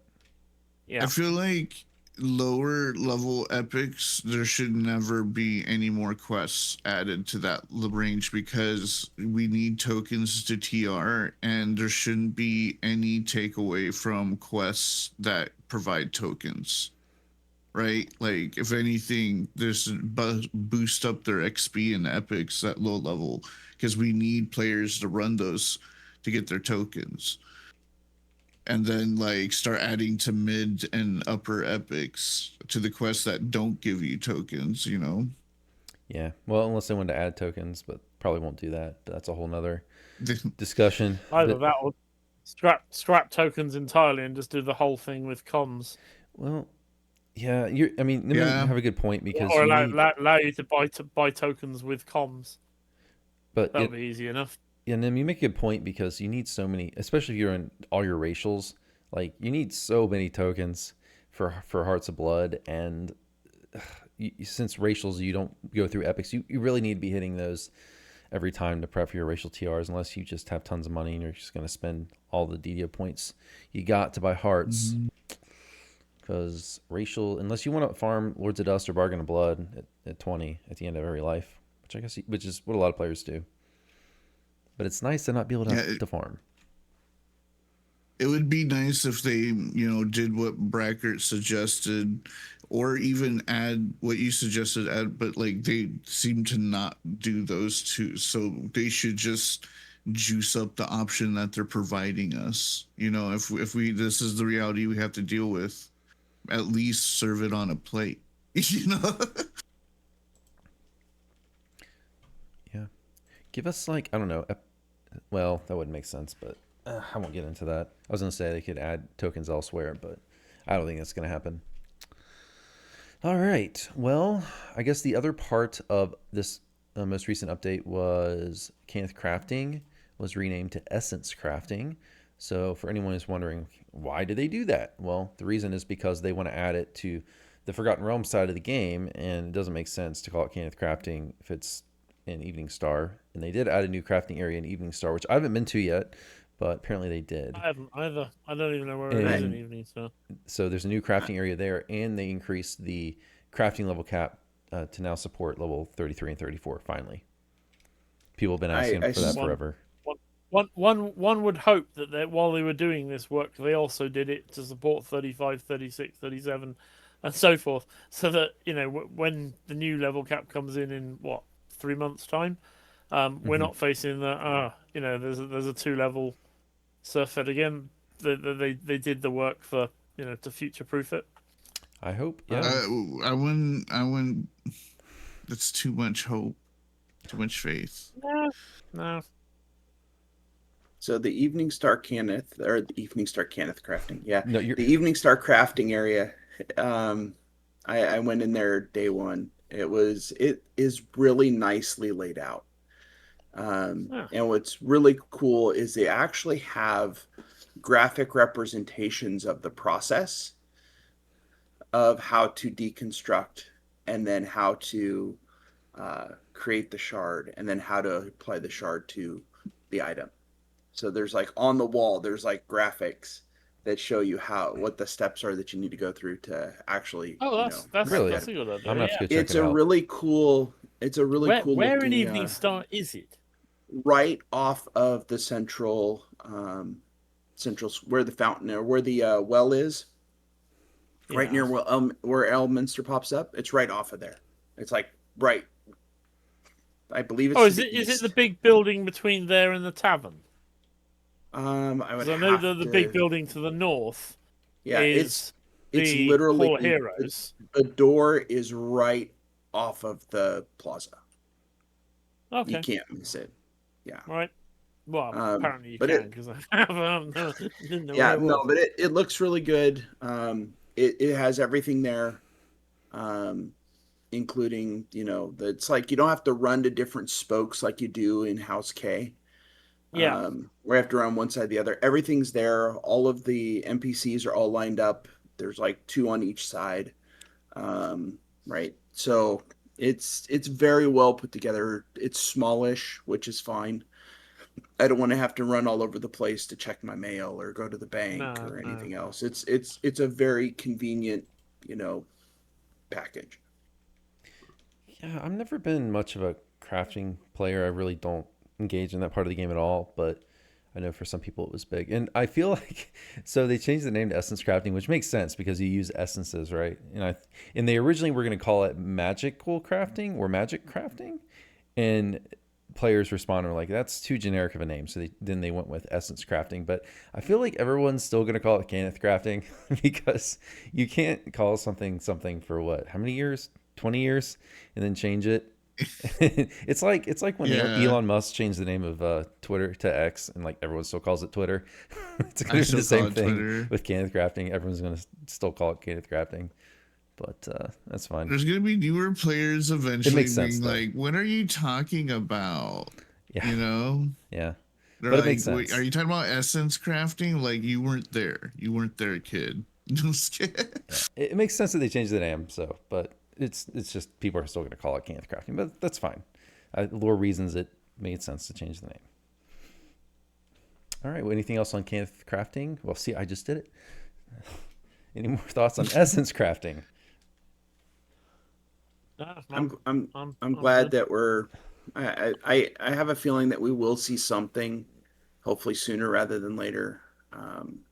but it gives me hope that there's going to be some updates. Okay, well, I guess we'll go forward to update 78. So this is back quite a ways. So this is the anniversary update, hitting stuff that we didn't hit last podcast, which again was 3 months ago. Too long. Hope to do more frequent podcasts. But anyways, when we did the last Bad Axel. bad Shame me, on I know. you. Life has been crazy. So we had the 20th anniversary. It's over now.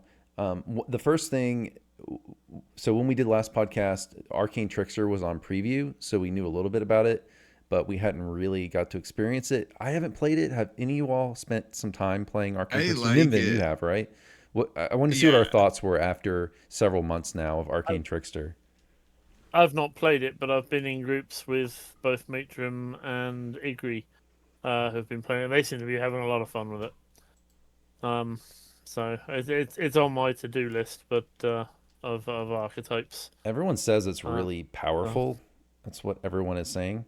That's what Yeah, everyone tells me. I would say it's powerful, but it's not like OP like Dragon Lord. Yeah. It does.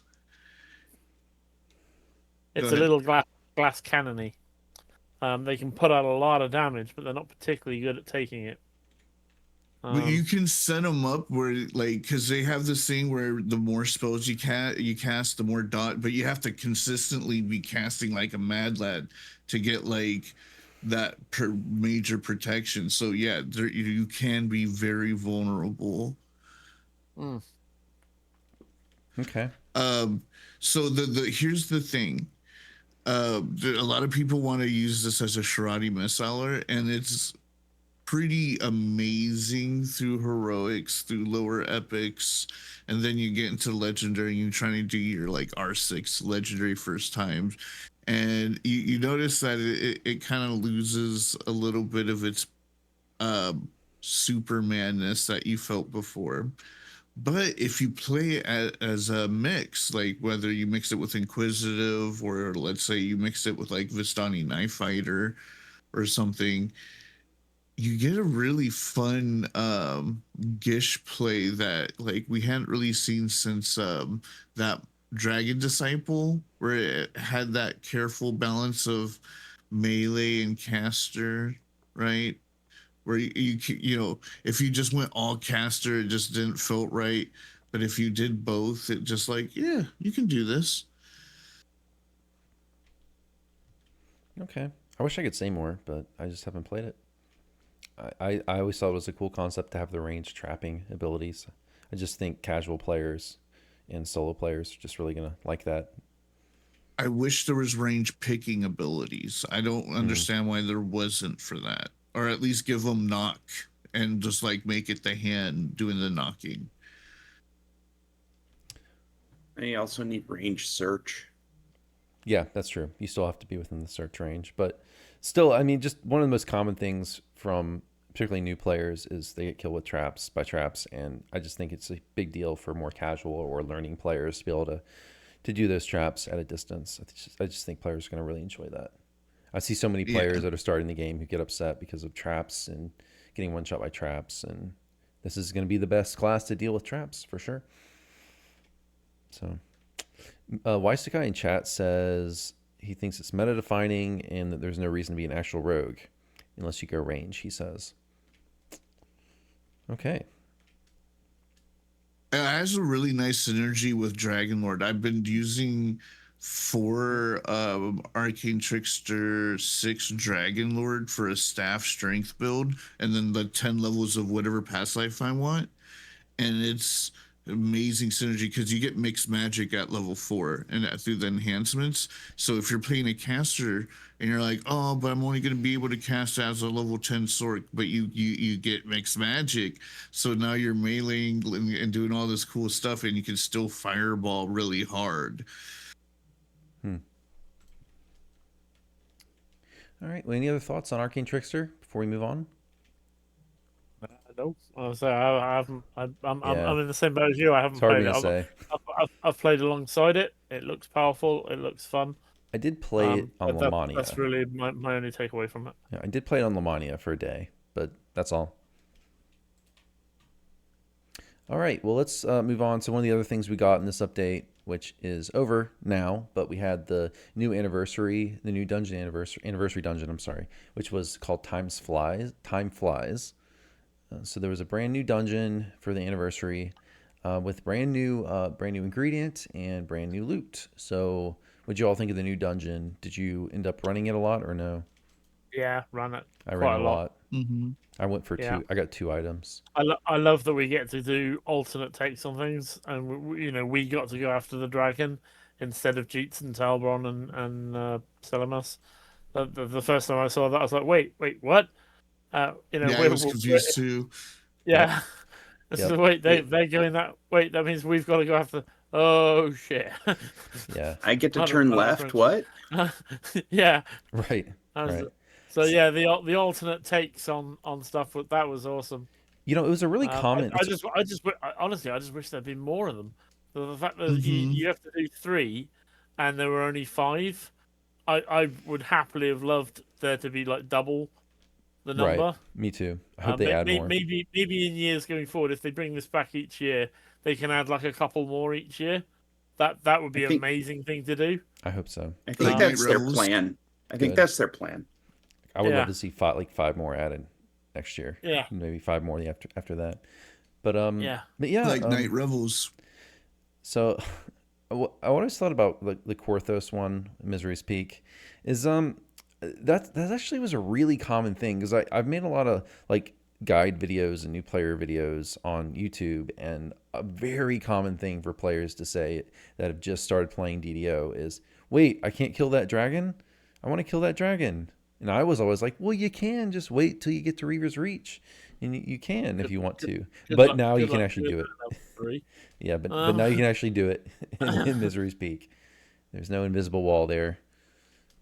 Yeah, and you can kill the Illithid as well. Yeah. I think there were 6, right? So there was the Grotto, there was Madness of Misery's Crowds. Peak, there was Madness of Crowds, there was Demon Queen. Or the other ones. The Minotaur quest. The Minotaur Vaughn. Village. Vaughn, and then the Minotaur Village. Yeah. I think Right. Oh, was that one Clockwork Orange or Minotaur or something like that? The framework. Framework. Demon Queen, Yeah. Framework, Misery's Peak, Grotto, Madness of Crowds, Vault of Night. 6. Sorry, I for some reason I thought it was 5. I don't know why. I thought Brackard was rapping for a second. No, 6. It was a lot of according to fun. the wiki. I mean, it was like it's like, oh, okay, what are we gonna get this time? And I will say, for each of those 6, there is a different ending. You can kind of choose your way to complete it, and there's alternate ones. There's actually, if you want to argue, you could say double that because each one has, I think, at least 2 different endings that you can go for. Like the one in Minotaur Village, you can either kill Doris or not, right? So like the one in Misery Peak, and you kill the dragon or the Illithid, whichever route you want to go. So yeah.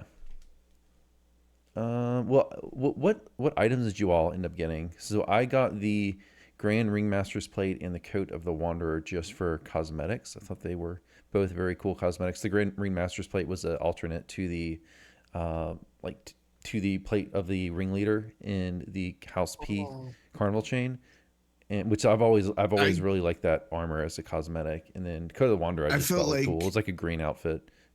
In I the feel style like of Lemuria. everyone, all the OGs should have definitely got themselves some Dragon Touch pajamas. I can't believe they brought that back. It made me really want them to redo Reaver's Refuge. Imagine if we had legendary Dragon Touch. Oh my god. With the moon and sun augments too. Oh, I know. That's what I've been asking for that for years. That's like legendary Reaver's Reach, please. Legendary crafting. I got my. And then the major wishlist thing that's never going to happen is make the Final Quest a raid, new raid. Yeah. Stealer Souls. It was supposed to be a raid. Let's go back and fix that. Make it a raid. I got Dragon Touch pajamas and a malicious hat at level 4 because Falm at level 4 is nice, but yeah, that was a very good item pick up for people. Yeah, for sure. I didn't really get anything in terms of the like gearing aspect. If I was doing racials, I would probably have picked up that FOM item too. But Yeah, very good I cosmetics grabbed here, the if nothing hat. else. I can't remember what I got. I got Yeah. a couple level 36 items. I'm fairly certain one of them was a cloak. Um, I can't remember the other one that I got. I'm looking at it on the wiki now, and nothing's leaping out at me. Possibly the one of the helmets. I don't know. But Yasukai got one of every of them apparently. You know, a lot of them were cosmetic alterations of prior gear. Like there was the Melicia's hat, which was a little bit different. I think one was I already mentioned the Ringmaster's plate, which was a little bit different version of the Plate of the Ringleader. But there's a few others. Wasn't there an alternation of the Minas Legions, if I'm remembering correctly? Yeah. I think there was. Yeah, Yeah, Minos Lorica. Yeah. So yeah, I think all of the items were alternate versions of older loot. which makes sense, right? Because it's 20th anniversary. I think they're going after some nostalgic items and kind of honoring the game by doing that. I think that made sense. And you still I have, by the was way, you still have the hoping. old anniversary dungeon was still there with its normal items and ingredients if you wanted to go and get that. Remember how in like Avengers 2, like it begins and there's like the purple dude and he's like farming, he hung up and then like they killed him. I kind of wanted that to feeling when we visited this place, like they're kind of like done doing their thing and they're like, oh, you're here, and you're like, yeah, and then we stab them and then run through a portal and off to the next one. Well, I actually said that on stream, like when I started playing that dungeon, I was like, it feels very Marvel inspired. So we're like going back in time, changing the Yeah, past. I totally agree. All right. Well, anything There's else? definite shades of Avengers Endgame about it. Yeah. Yeah. Anything else you guys want to say on the dungeon? Well, no. All right. Well. So one of the other big things that we had during the anniversary was the Sterling's Remnant Rush, which is one part of the anniversary that lasts all Yeah. year. So it lasts all the way until 2027's anniversary. So it's going to go until what, March or April 2027, something like that. But it's going to last for a whole year. So the way it works, for anyone who doesn't know, and I did a whole YouTube video on this too. But it Yes, very useful video. Thank yeah, Mm-hmm. I did a YouTube video for anyone who wants to know like how many pulls you should be doing each month. I broke down the math and put it all in a spreadsheet, which will explain it if you want to check that video out. I'll put it below in the description. But in any case, the Remnant Rush, it lasts 1 year, and every month, it's the first Wednesday of every month, it resets, and you can turn in an amount of mysterious remnants up to 10 times per month. Every time you turn it in, the amount it costs to turn in increases. And for rewards, you get stuff like curse card cleansers, which is like one of the rarest items in the game, but now they're not nearly as rare. So you can get them through this event. There's also regular curse cards. There's other really powerful things like fragmented stat tomes, which is basically your choice of a tome. And you get mythic Reaper power crafting dust, which lets you apply a mythic or a Reaper craft trait to an item of your choice. Those are going to expire, I think, end of 2027.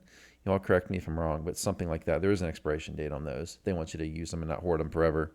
But what have you all? How many turn-ins are you all doing each month? And have you gotten anything cool so far? I'm just doing 5. I don't want to burn all my mysterious remnants. I've just been doing 5. I'll probably do 6 some months. I do have a lot of remnants stored up, but I've just done 5 so far for each month. I haven't done my turn-ins yet for May, so I might do 6 this month. But so far I've gotten 1 curse card cleanser, several different Mythic Reaper crafting dust, which are nice because I'm holding on to those for after the expansion drops. When I start doing my gear Tetris, I'll use those in my final gear set. And I've gotten some fragment stat tomes, but those, I mean, I don't really care that much about just because of my main. I already have a +8, but it's gonna be nice for alts. So yeah, but what have you guys gotten and how many turn-ins you doing? I had just under 500,000 remnants in the bank when this started. So thanks to your video telling me, roughly what I should be doing, I'm going with 8 pulls a month. I did really bad this month. I got 1 card of Curse Cleanser, which doesn't sound bad, but I've got no particular use for them at the moment. 1 Mythic Dust and 6 lots of just cards. But on previous months, I've picked up 1 Mithranor chest, couple Reaper Dusts, couple Mythic Dusts, another card of Curse Cleansing, a whole deck as well, which was quite nice. And just bunch of regular cards. But I've got enough that I can do 8 pulls a month for the entire year, and maybe 9 or 10 on the very last month. We'll see. But, So I did mine on stream. What was it, last Wednesday? For this month. Previously, I had pulled at least 1 or 2 cards of Curse Cleansing in a Mithranor box. This round, it was Mythic Cloak, Reaper Cloak, another Mythic boost, along with another card of Curse Cleansing, and then I forget what the other thing was. But then chat was like, okay, you need to put together, you need to pick an item out of your box from before. They're like, use your stuff. I'm like, okay. So I just picked a Cloak of the Warblade out of the Mithranor box, and then I put the Mythic boosts on it. And then they're like, curse it. And I'm like, okay.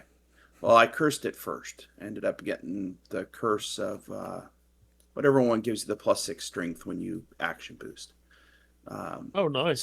So that's on there, That's solid. along with the Reaper boost and the Mythic boost on the Cloak of the Warblade now. So people were like, man, your luck was really good this time. I'm like, wow, okay. Well, I don't know. I'm just pulling stuff. And but I'm usually doing 5, maybe 6. I think that's kind of the sweet spot for me in terms of pulls I each think month. for most people, yeah, that's going to be around. You're going to be probably in the 4 to 6 area, unless you don't play very much at all. Then you might be in the 2 to 3.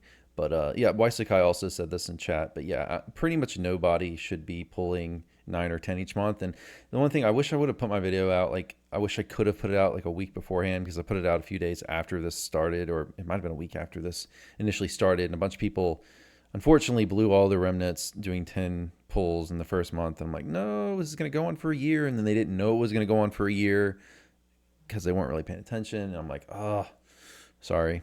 But you got to be disciplined. You got to figure out how much remnants you can afford each month based on how many you've stored up and how many you're willing to burn. And stop there. Don't keep going, because the prices, 8, 9, 10, the prices get exponentially not worth it. Yeah. 8 pulls is 45,000 remnants, which is a lot. I stop when it's asking for like 10K. And you do want to hold off on, don't burn. I wouldn't burn all of them, because you still want to have like some remnants for augments, and you never know what else they might do in the future. Because I always get a little suspicious when they an event like this.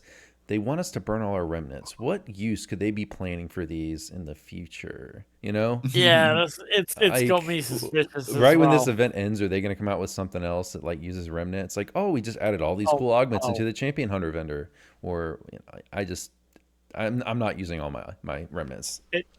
It feels like the winding up for a punchline, doesn't it? Yeah, a little bit. I know. Yeah. I'll stop spending remnants once I get what I want. So far, I haven't been like really unlucky. Except this month where I got nothing but random, cards, right? Just like the whatever cards, not even Curse Cleanser. But I got 2 Curse Cleanser. I got 1 box. But when I got that box, I did have to lay down the 25,000 or whatever remnants. And I was desperate. I wanted it. But I need a couple more of those boxes. I'll probably go up until it asks me 10K until I get those few items, and then after that, I don't really care. Like, I'm not really tripping on getting the perfect curse on my loot because we're getting like level 36 stuff, and then we're gonna get like level 38 stuff when I'm ready to start cursing that stuff up. And you know what I mean? Like, really, we should be getting ready to do all that for level 40 gear because that's the goal, right? We don't have a level 60 goal. We have a level 40 goal. We should be trying to wait for that to be the stuff we juice up. But if we're gonna, you can't do that though because the Mythic and Reaper dusts will expire in a year. yeah, You can't save them. I think it's end of 2027, if I remember correctly, is what they did. Yeah, say. and I'm not really talking about those resources, but I'm talking about like spending the resources on stuff like now, like, you know, you can Reaper bonuses on stuff. Like, I wouldn't waste it on now. I would wait until like level 40 stuff. Personally, I don't know. That's just me. I don't think you're gonna be able to, like we were saying, because it expires. Unless they do another level cap increase next year, I think you're best off holding off until the expansion drops. Because usually when they don't do a level cap increase, you don't really see a huge power bump. But when they do the level cap increase, that's when you see them. So I think you're safe to use them after the Abyss drops and you know what you're gonna stick with for the next couple years. That's what I'm doing. I'm saving for that. But like if I get duplicates, if I have like a favorite lobby item, like that Sharn helmet that has profane roll rounded and gives you improved calling strikes. I've been trying to pull a Reaper one of those. Like if I get an extra Reaper hat dust, I'm gonna throw it on that. You know, like it's whatever. Because I'm gonna be level 15 forever.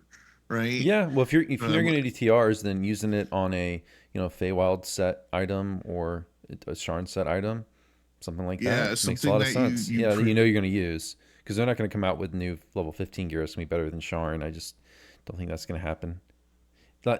Maybe not ever, but not anytime soon. So yeah, that's legitimate as well if you're mostly a reincarnation person. But I'm mostly looking for those. I mean, the Reaper, the cleansing cards are nice to sell for shards, but in terms of actually using them, I mean, really they're good for if you get like something you hate, like the butterfly one because you don't want to see the cosmetic, or you don't like Featherfall like me, and you get it on like a really important piece of raid gear or something. They're good for that, like, but it's because it's all random. It's like, okay, you're probably gonna clear off the one reflex save and get like rune arm DCs on a cleric. I mean, it's like you're probably not gonna get something great unless you get super lucky. The odds are so low to get something exactly what you want that I'm not really too concerned about clearing curses unless it's something that I really hate. Yeah, honestly, you can always just pull another one and curse that. And then, like, when you get a good curse on one, you can use your dusty dust on that. Yeah. The other thing... Yeah, go ahead. I will say the game definitely needed something like this. You only have to look at the crowd around that mimic on the first Wednesday of each month. It is absolutely heaving there. Yeah.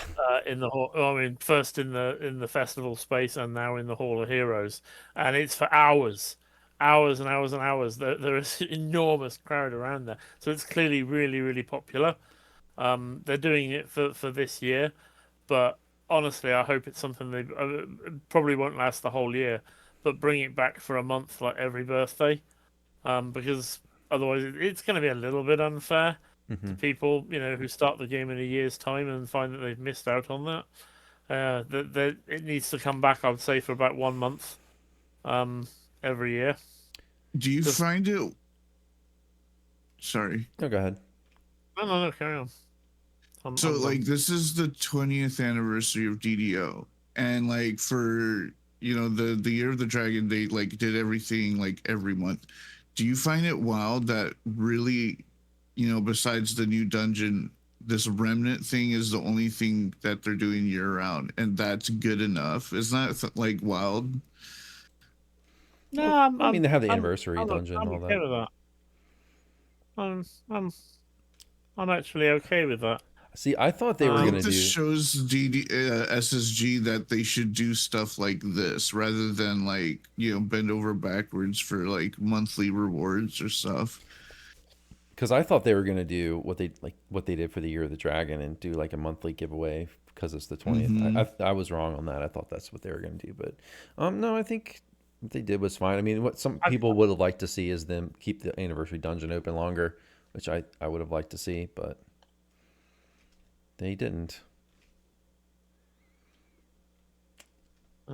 I can see why they went a different route. Obviously, the Year of the Dragon wasn't a 20th anniversary; it was a 50th Yeah. anniversary, and not just of this game, but of the Pen and game. paper. Yeah, You know, the right. pen and paper game as a whole.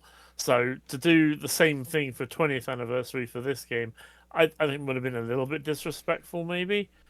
Um, I I like what they've done. I say there's lots of excitement. I say again, you only have to look at the crowd at the Mimic on the first Wednesday of each month. Um, there's plenty of excitement there, and obviously I say we have what promises to be, I think, a really exciting expansion this summer. I know I'm fired up for it, much more than I was for Vecna Unleashed or the last expansion I was this excited for was Isle of Dread and Saltmarsh. Yeah, it's definitely the Um, one I'm the most excited for since I was super excited for Isle of Dread. So I was like, "Oh my oh god, yeah, dinosaurs! It's awesome!" dinosaurs. Yeah, Yeah, and this I one, played through Mo, this one though, Mo so I'm really excited. yeah, Sorry. Mo 2 is my favorite expansion that they've ever done. So to see, and I Hmm. wanted to see them go back to the Underdark for a long time. So I'm very interested to see what they do with it. I played through this module in 5e, and it's really exciting when you know everything that's like that should be going down. Like I'm really excited for people who didn't play because it gets wild. I'm really interested if they're bringing certain mechanics from pen and paper into this module because that would actually cause a new flair to running through a dungeon.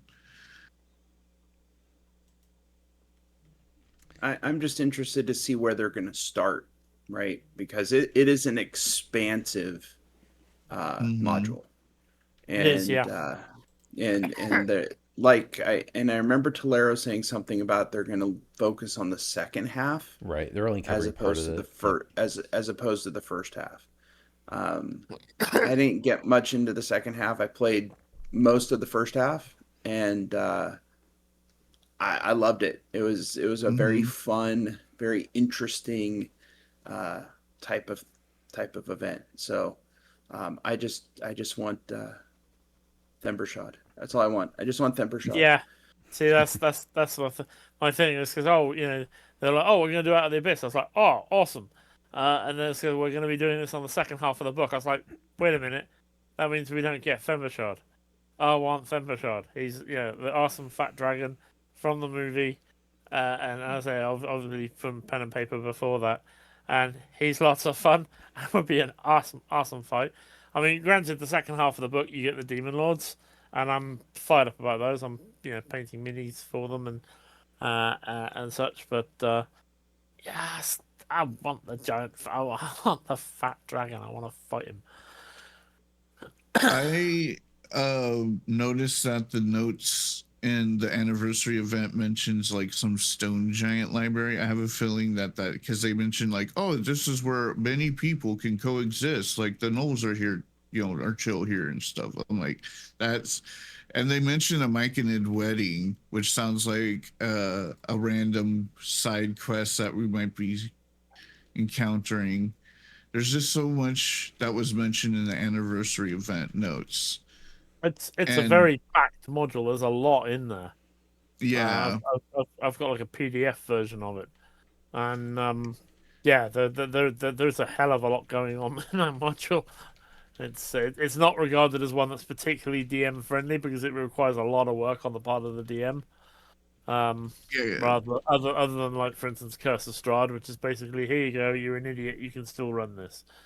Um, It's all the NPCs. All the NPCs in that were a lot of work. yeah, And there's also, I don't know if you guys played through, do you guys, did your DM take you through the insanity system in that module? Did you get that far? Yeah. I DM'd it, so yes. Yeah. And that's what I really want to see SSG bring it, because it makes it not just a dungeon crawl, but also like a resource management kind of deal. Okay, so I'm really hoping we get an expansion. Explorer zone, and I'm curious as to what it'll be. I mean, I'm assuming it's going to be another great big chunk of Underdark. In which case, Yeah, that's what I whoopee, assume. yeah. Really looking forward to that because I enjoy the Underdark we've got at the moment. While thematically nice, I mean, it looks really good when you can see it. Um, Part of the problem is that there's almost nothing there. There's I literally one quest. know. It's The entire Explorer Zone. if you It's actually explore criminally it, underused. it's really cool, and there's upper areas you can jump around, and like there's so Yeah, much yeah. in there. I feel like Yeah. they must have ran out of time back in 2012 or something. Like they only have One, one quest in one there. one thing I would like them to do, that those goggles you can get from the trader that allow you to Under see sun better, goggles, yeah. make that a colorless augment. Allow us to so we can slot it into just regular goggles and have that. So when you go into a zone that has that lighting effect flagged on it, just instantly switches. That just strikes me as something that adventurers would have, That's a good idea. rather than put on a pair of goggles that don't do anything other than that. Yeah, make it a colorless augment. That's the kind of thing that colorless augments should do. Yeah, that would be cool. Okay, well, let's see. So the last thing that I've written down here for the anniversary is we got the 20th anniversary token, so a free turn in for a piece of gear of your choice. So, what items did you all pick, and why was it the quiver? I actually went for the XP on Brack Oh, you really? because I didn't Okay, need. I got a quiver for I all my didn't. characters. I went for the quiver on basically almost every other one of my characters. But Yeah. on Brack, I was just like, I don't Yeah. actually need any of this stuff, and I'm currently on a TR live, so I'll just take the XP. Thank you very much. Yeah, fair I enough. did what Bracker did. I picked up the quiver for alt tunes that I play, and then on all of my bank tunes, and yeah, I went in and I selected specifically items that I wanted to make a cosmetic of. Okay, well, yeah, I mean, we're past time for that.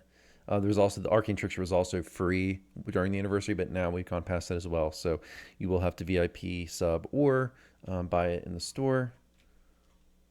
So I guess at this point we're to just open Q&A. If there's anyone in Twitch chat has questions, we can go ahead and post that, and we'll talk about it. Arcanaverse asked, in your opinion, y'all's opinions, what's worth putting in more effort to celebrate, 20-year anniversary or 25-year anniversary? 25. I would think 25. Yeah, it's quarter century. Quarter century. Yeah. So I follow. I mean, we all follow games, right?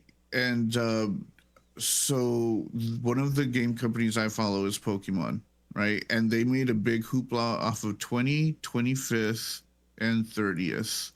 I feel like once you hit 20, every 5 years after that, the fact that you are even profiting and having a fan base more than 20, 40-year-old guys living in their mom's attic is worth celebrating somewhere, and that's just where the industry is. Pokemon celebrating their 30th, they're making deals. Shoot, Team Rocket took over was it Ralph's or something like recently? Like they're teaming up with Nike and all that. Every month is a new collab. D&D just had their 50th. It just seems like after 20, 20, 25, 30, it just seems like that's just how the industry works.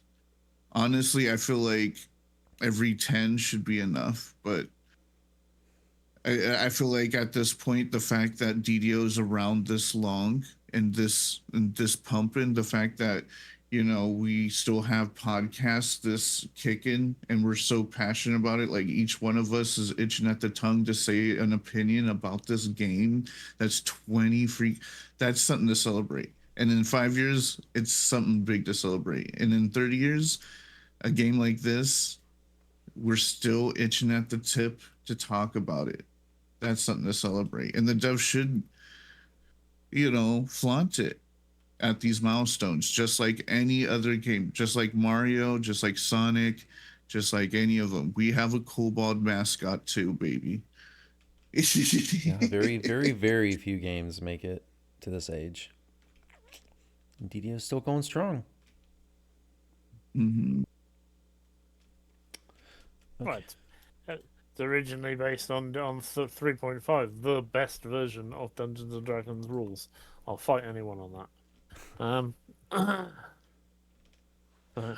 Well, Arcaniverse also asked, what's something you think should have been in the anniversary reward list?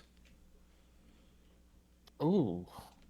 It's hard for me to say because I raid so much, so like all of the any raid items, like I have it. You know, I have runes for it. So I guess I would have liked to see something more generally useful, like jeweler's toolkits maybe as an option. Like a stack of those would be cool. Maybe XP pots, maybe, I don't know, Honestly, something generally more useful. the only thing I can think of, so I mean, isn't something that exists in the game. It would be a new and unique sentient gem, because everyone loves sentient gems. Yeah. They're lots of fun, and I mean, it should almost be standard policy for SSG going forward. Every time you get a new voice actor in for like a pack or whatever, have them, you know, give them a script for a sentient gem, even if you don't use it in that pack. Have them, because they're fun items. You can add them to, you know, you can add one to Maybar or whatever, and people will be like, oh, that's something people will farm for. You want people to engage with the game, you know. Sentient gems are a fun way for the game to kind of engage back with us.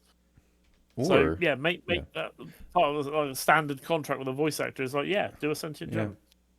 You know, on that note, maybe they could have put the Salt Marsh sentient gem on there because you can only get one ever. Oh, yeah. That would have been cool. Give everyone a second shot Yeah. to get that. Because there are a lot of the people who lizard like Pokemon. they didn't know they bought the expansion. They didn't know you could get one ever, and then they ended up feeding that to something else, like just to transfer the XP. And it's like, oh no, you're gone. Never You're can you get a screwed. Jewel of the Lizard Folk Yeah. ever again. So and I think SSG. It's my favorite one too. SSG has, I think they've acknowledged that was a bad idea. So because they've never done it since, and they now give us infinite gems when we buy an expansion now. So Yeah. that would have been nice. So I was thinking about I- this, and Oh, I always liked what they did for D&D's 40th anniversary with the cards, with the original artwork. Yeah. Now we know what kind of a mess that turned into, Yeah. right? I'm not gonna. That's a whole That is story. a whole, yeah. I know it turned I'll into do a a mess, deep laugh to but- that. But the turn-ins that you could get were really nice. You know, like Sovereign Experience Elixirs, Raid Bypass Timers, Concentrated Elixirs of Mnemonic Enhancement, right? All that stuff was really cool that you could get from turning that stuff in. I wouldn't mind having something where you can get those things in game. It doesn't have to be like a regular thing, but during an event like this, you know, I would love to get my hands on some more Sovereign 2 experience elixirs, because you know, 50% for 6 hours is pretty dang nice. I have a controversial answer to this. What's that? DDO's 20th anniversary. What should be on the list? Freaking items that you can't get anymore, like TOEEE craftable hand wraps at level 8. You know, they got rid of all the mushrooms and all the craftables. Old alchemical crafting, remember the level 16, 18, 20. Like, yeah, they're not great. That's why not give it to us to celebrate that you can't get them anymore. right? I don't even think they could if they wanted to. That'd Maybe. be cool. Like those I think I still legacy have weapons. some. I think I still have some floating around in bags somewhere. Yeah, I have some too. Level 9 green steel. That'd be wild. Arcaniverse also said Pretty sure I still have my mushrooms. Arcaniverse said Nebula Fragment Steps goggles. That would be because that one's Yes. kind of annoying because Well- it's like you got to talk to her every day for how many days? Like it was cool at first, but then now it's just like ugh. Yeah. If what you you're have supposed like, to Yeah, 2 bring weeks. bring, if you- bring back as an option. Bring back the nodes are better as separate quests, but parts 1 and 2 in the actual temple itself. Please bring back the option to actually play them as one quest. Yeah, they Because should it have was done better that. as I don't know why they split those Why two did in half they- because it doesn't make any sense. You get the Earth key, and then it ends. It's like, and then you go into the other quest, and it's like, well, you've got to get 3 keys. No, you have to get 4 keys in there. Yeah, It's yeah, I wish yeah. the classic dungeon was still in the game. I As hated an the classic option. dungeon personally, like, ugh, but for people that like it, yeah, I mean, that would have been cool to leave the option. So Zermi on DDO stream did say a unique new item only available for the anniversary would have been cool. A D20 item that could be a teleporter would have been great. So Or rather than just like essentially the D12, Oh, okay, You like the D12, yeah. yeah, but It instead was, have a well, D20. it was I don't- available during that event too, though, so I don't know if I put that one in there, but Yeah, but I mean, if you have a D20 that gives you access to areas like Giant Hold or to Zwabi's Refuge, so you don't have to go to the airship. I mean, yeah, that would have been kind of a cool thing. What if you get a new unlockable emote? Like you can pay to do like /67 or something like that. yeah, emotes would be cool. Hey, Voodoo, thanks for the raid. Appreciate it. Welcome, everybody that's watching on the stream. We're actually about to wrap up the podcast here. But yeah, open Q&A. So if anyone in chat has questions just on anything or just topics you want us to talk about, feel free to post that now. I say going back to my thing of sentient gem. Please do a sentient gem of the Lord of Stone. Because Oh yeah, Palace of Stone. Now, stone. When stone starts moving, everyone had better get out of its way. Give me a sentient gem of him. He's hilarious. that would be cool. I feel like us content creators and the content creator program, like they should use that as a way to get us to do some sentient voice work or do some voice work at all. I would love to do silly voices on a dungeon one day for Oh, yeah. them. They've got yeah. Yeah, that'd be cool. Immediately. That would be a fun idea for a pack, wouldn't it? Yeah, they wouldn't have to. Get one of us to DM for like They wouldn't- for like each quest or something. I that'd be guarantee awesome. you, none of them would have to like convince us. They would just say, "You want it? Like, yeah, like throw me a Snicker bar. Let's do this." You know what I mean? Like, We're Tavern Tales is a whole pack named after him. yeah, we're- It's not actually named after him, I know, but that was the joke when Yeah. it came out. I always thought it'd be cool. I mean, I don't know, maybe this is self-serving to say, but just make me like, the anniversary event, the original dungeon, how they have the skeletons and like all the skeletons are past devs. Just make me like a skeleton or a rat. Just put me down there. Oh That'd be cool. That'd be cool. make me graffiti. That'd be kind of cool to see my name on the wall somewhere. Yeah. Technically, in the Hall of Heroes, you know, on the hardcore wall, my name's on there, but. Waisakai says bring back the Bazaar. Yeah, Waisakai on his stream recently, he was showing because you can get into the old marketplace Bazaar if you from Legendary Chronoscope. It's very cool. Yeah, bring back some old looking parts of the game. Yeah. Well, is there anything that you all wanted to bring up? I mean, that we didn't talk about? Anything like U78, U79? No, not really. Okay.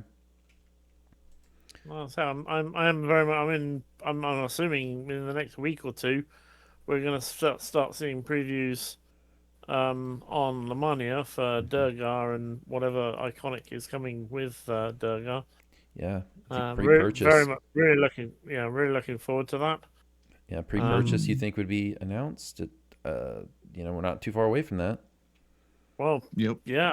I mean, generally speaking, the expansion goes live sort of end of July, start of August, and then the raid we get sometime sort of September, October time.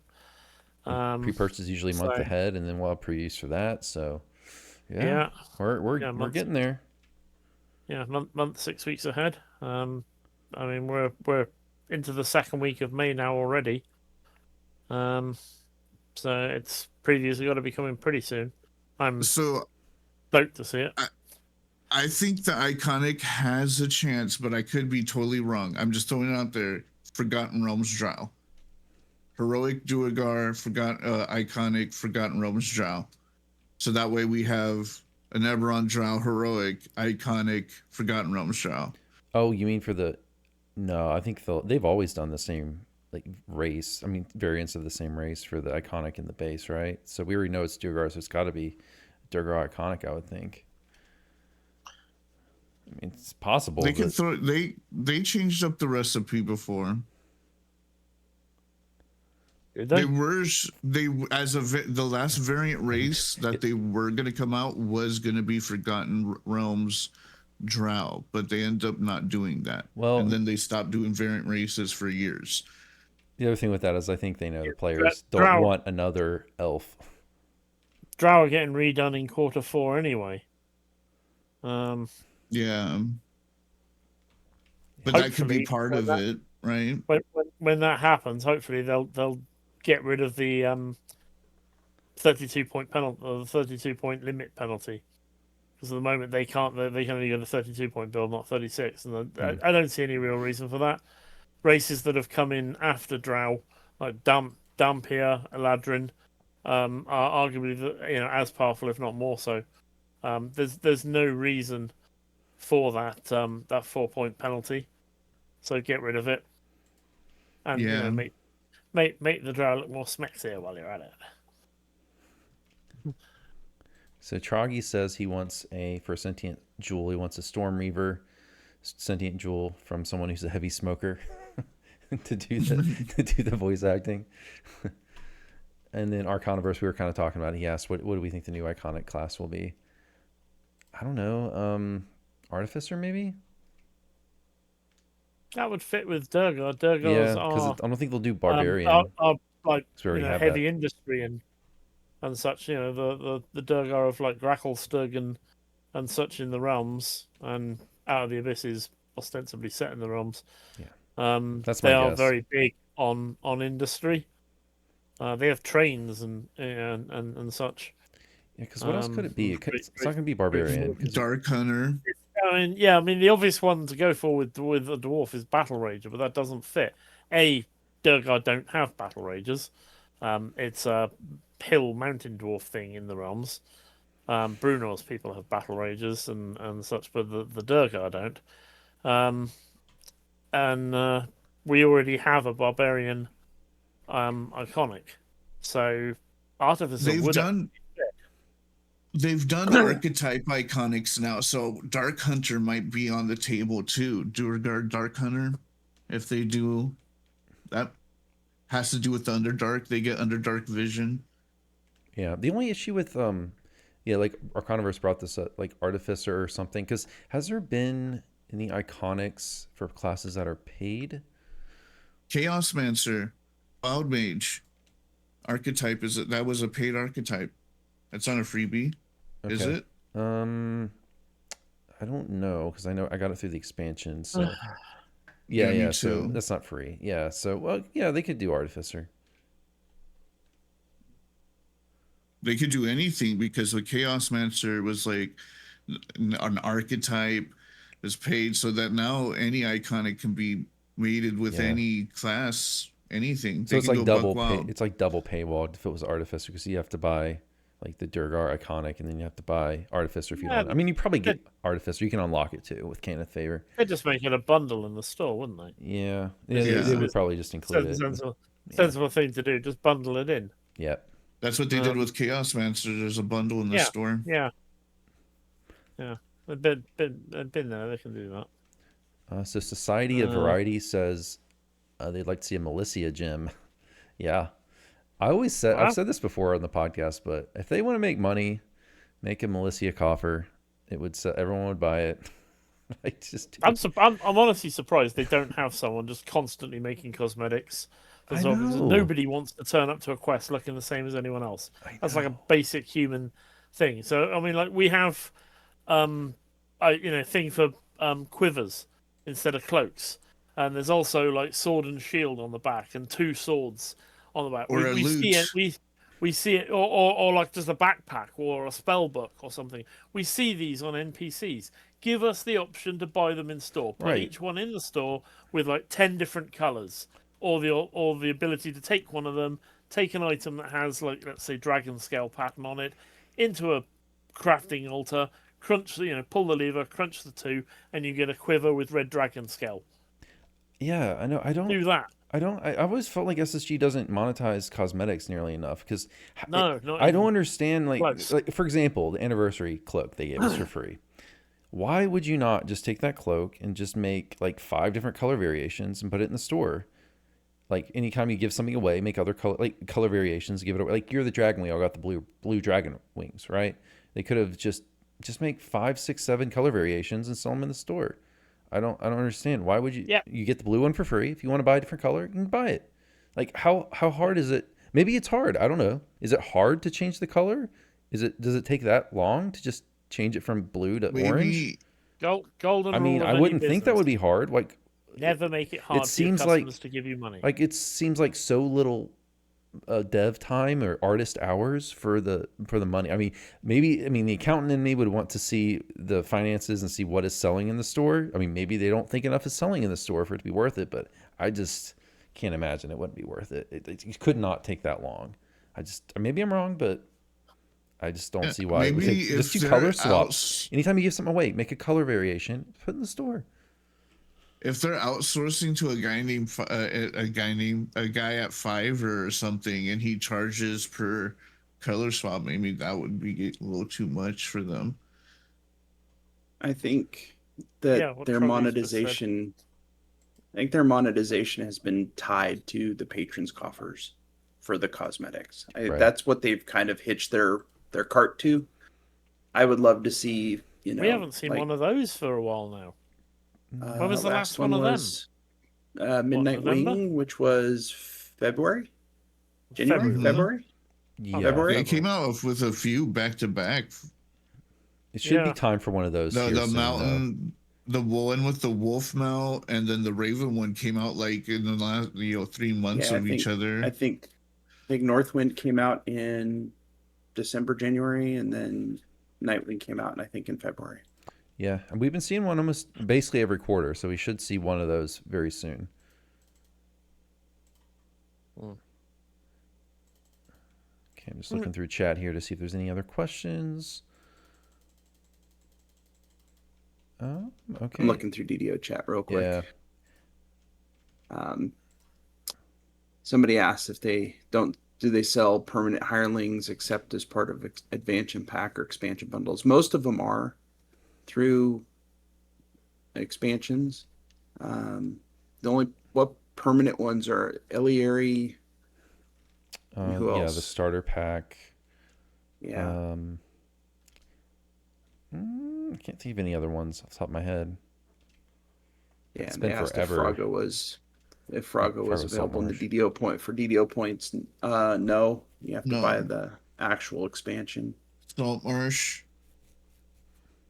Yeah, now you can buy the ones from Ravenloft, like the Scarecrow. What do you guys think is going to be the hireling for the under? I think it's Myconid. Out of the Abyss, right? Having a little Myconid dude, or a Croatoa. I don't. I would. It'd be really fun. Is the Myconid NPC that's in Out of the Abyss, the Sprout. Yeah, the one that you're locked up with, him being your hireling. I would love that. That would be pretty cool. I mean, if I had to go with the boring, obvious one, a Durgar, some kind. What would be the class of a Duergar hireling, though? Maybe the new icon. Artificer, like this Yeah. Durgar weighed down with like heavy armor, the most obscenely oversized crossbow and such, and like a back, instead of it being a repeater crossbow with a thing on there, it's like a backpack barrel with an ammo belt or something like that. That would be awesome.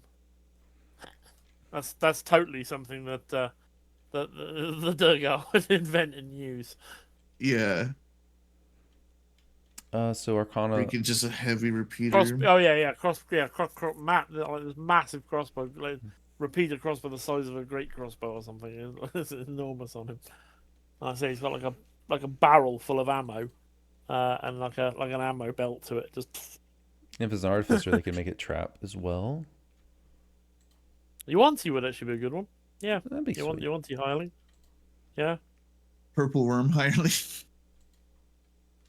So Arcana Just verse comes out of the asks, ground. do we get the coffers for the cosmetics or for the bank space? Well, I mean, full disclosure, SSG has gifted me most of them, but I probably wouldn't. I wouldn't buy them otherwise because they're so expensive. And I don't know.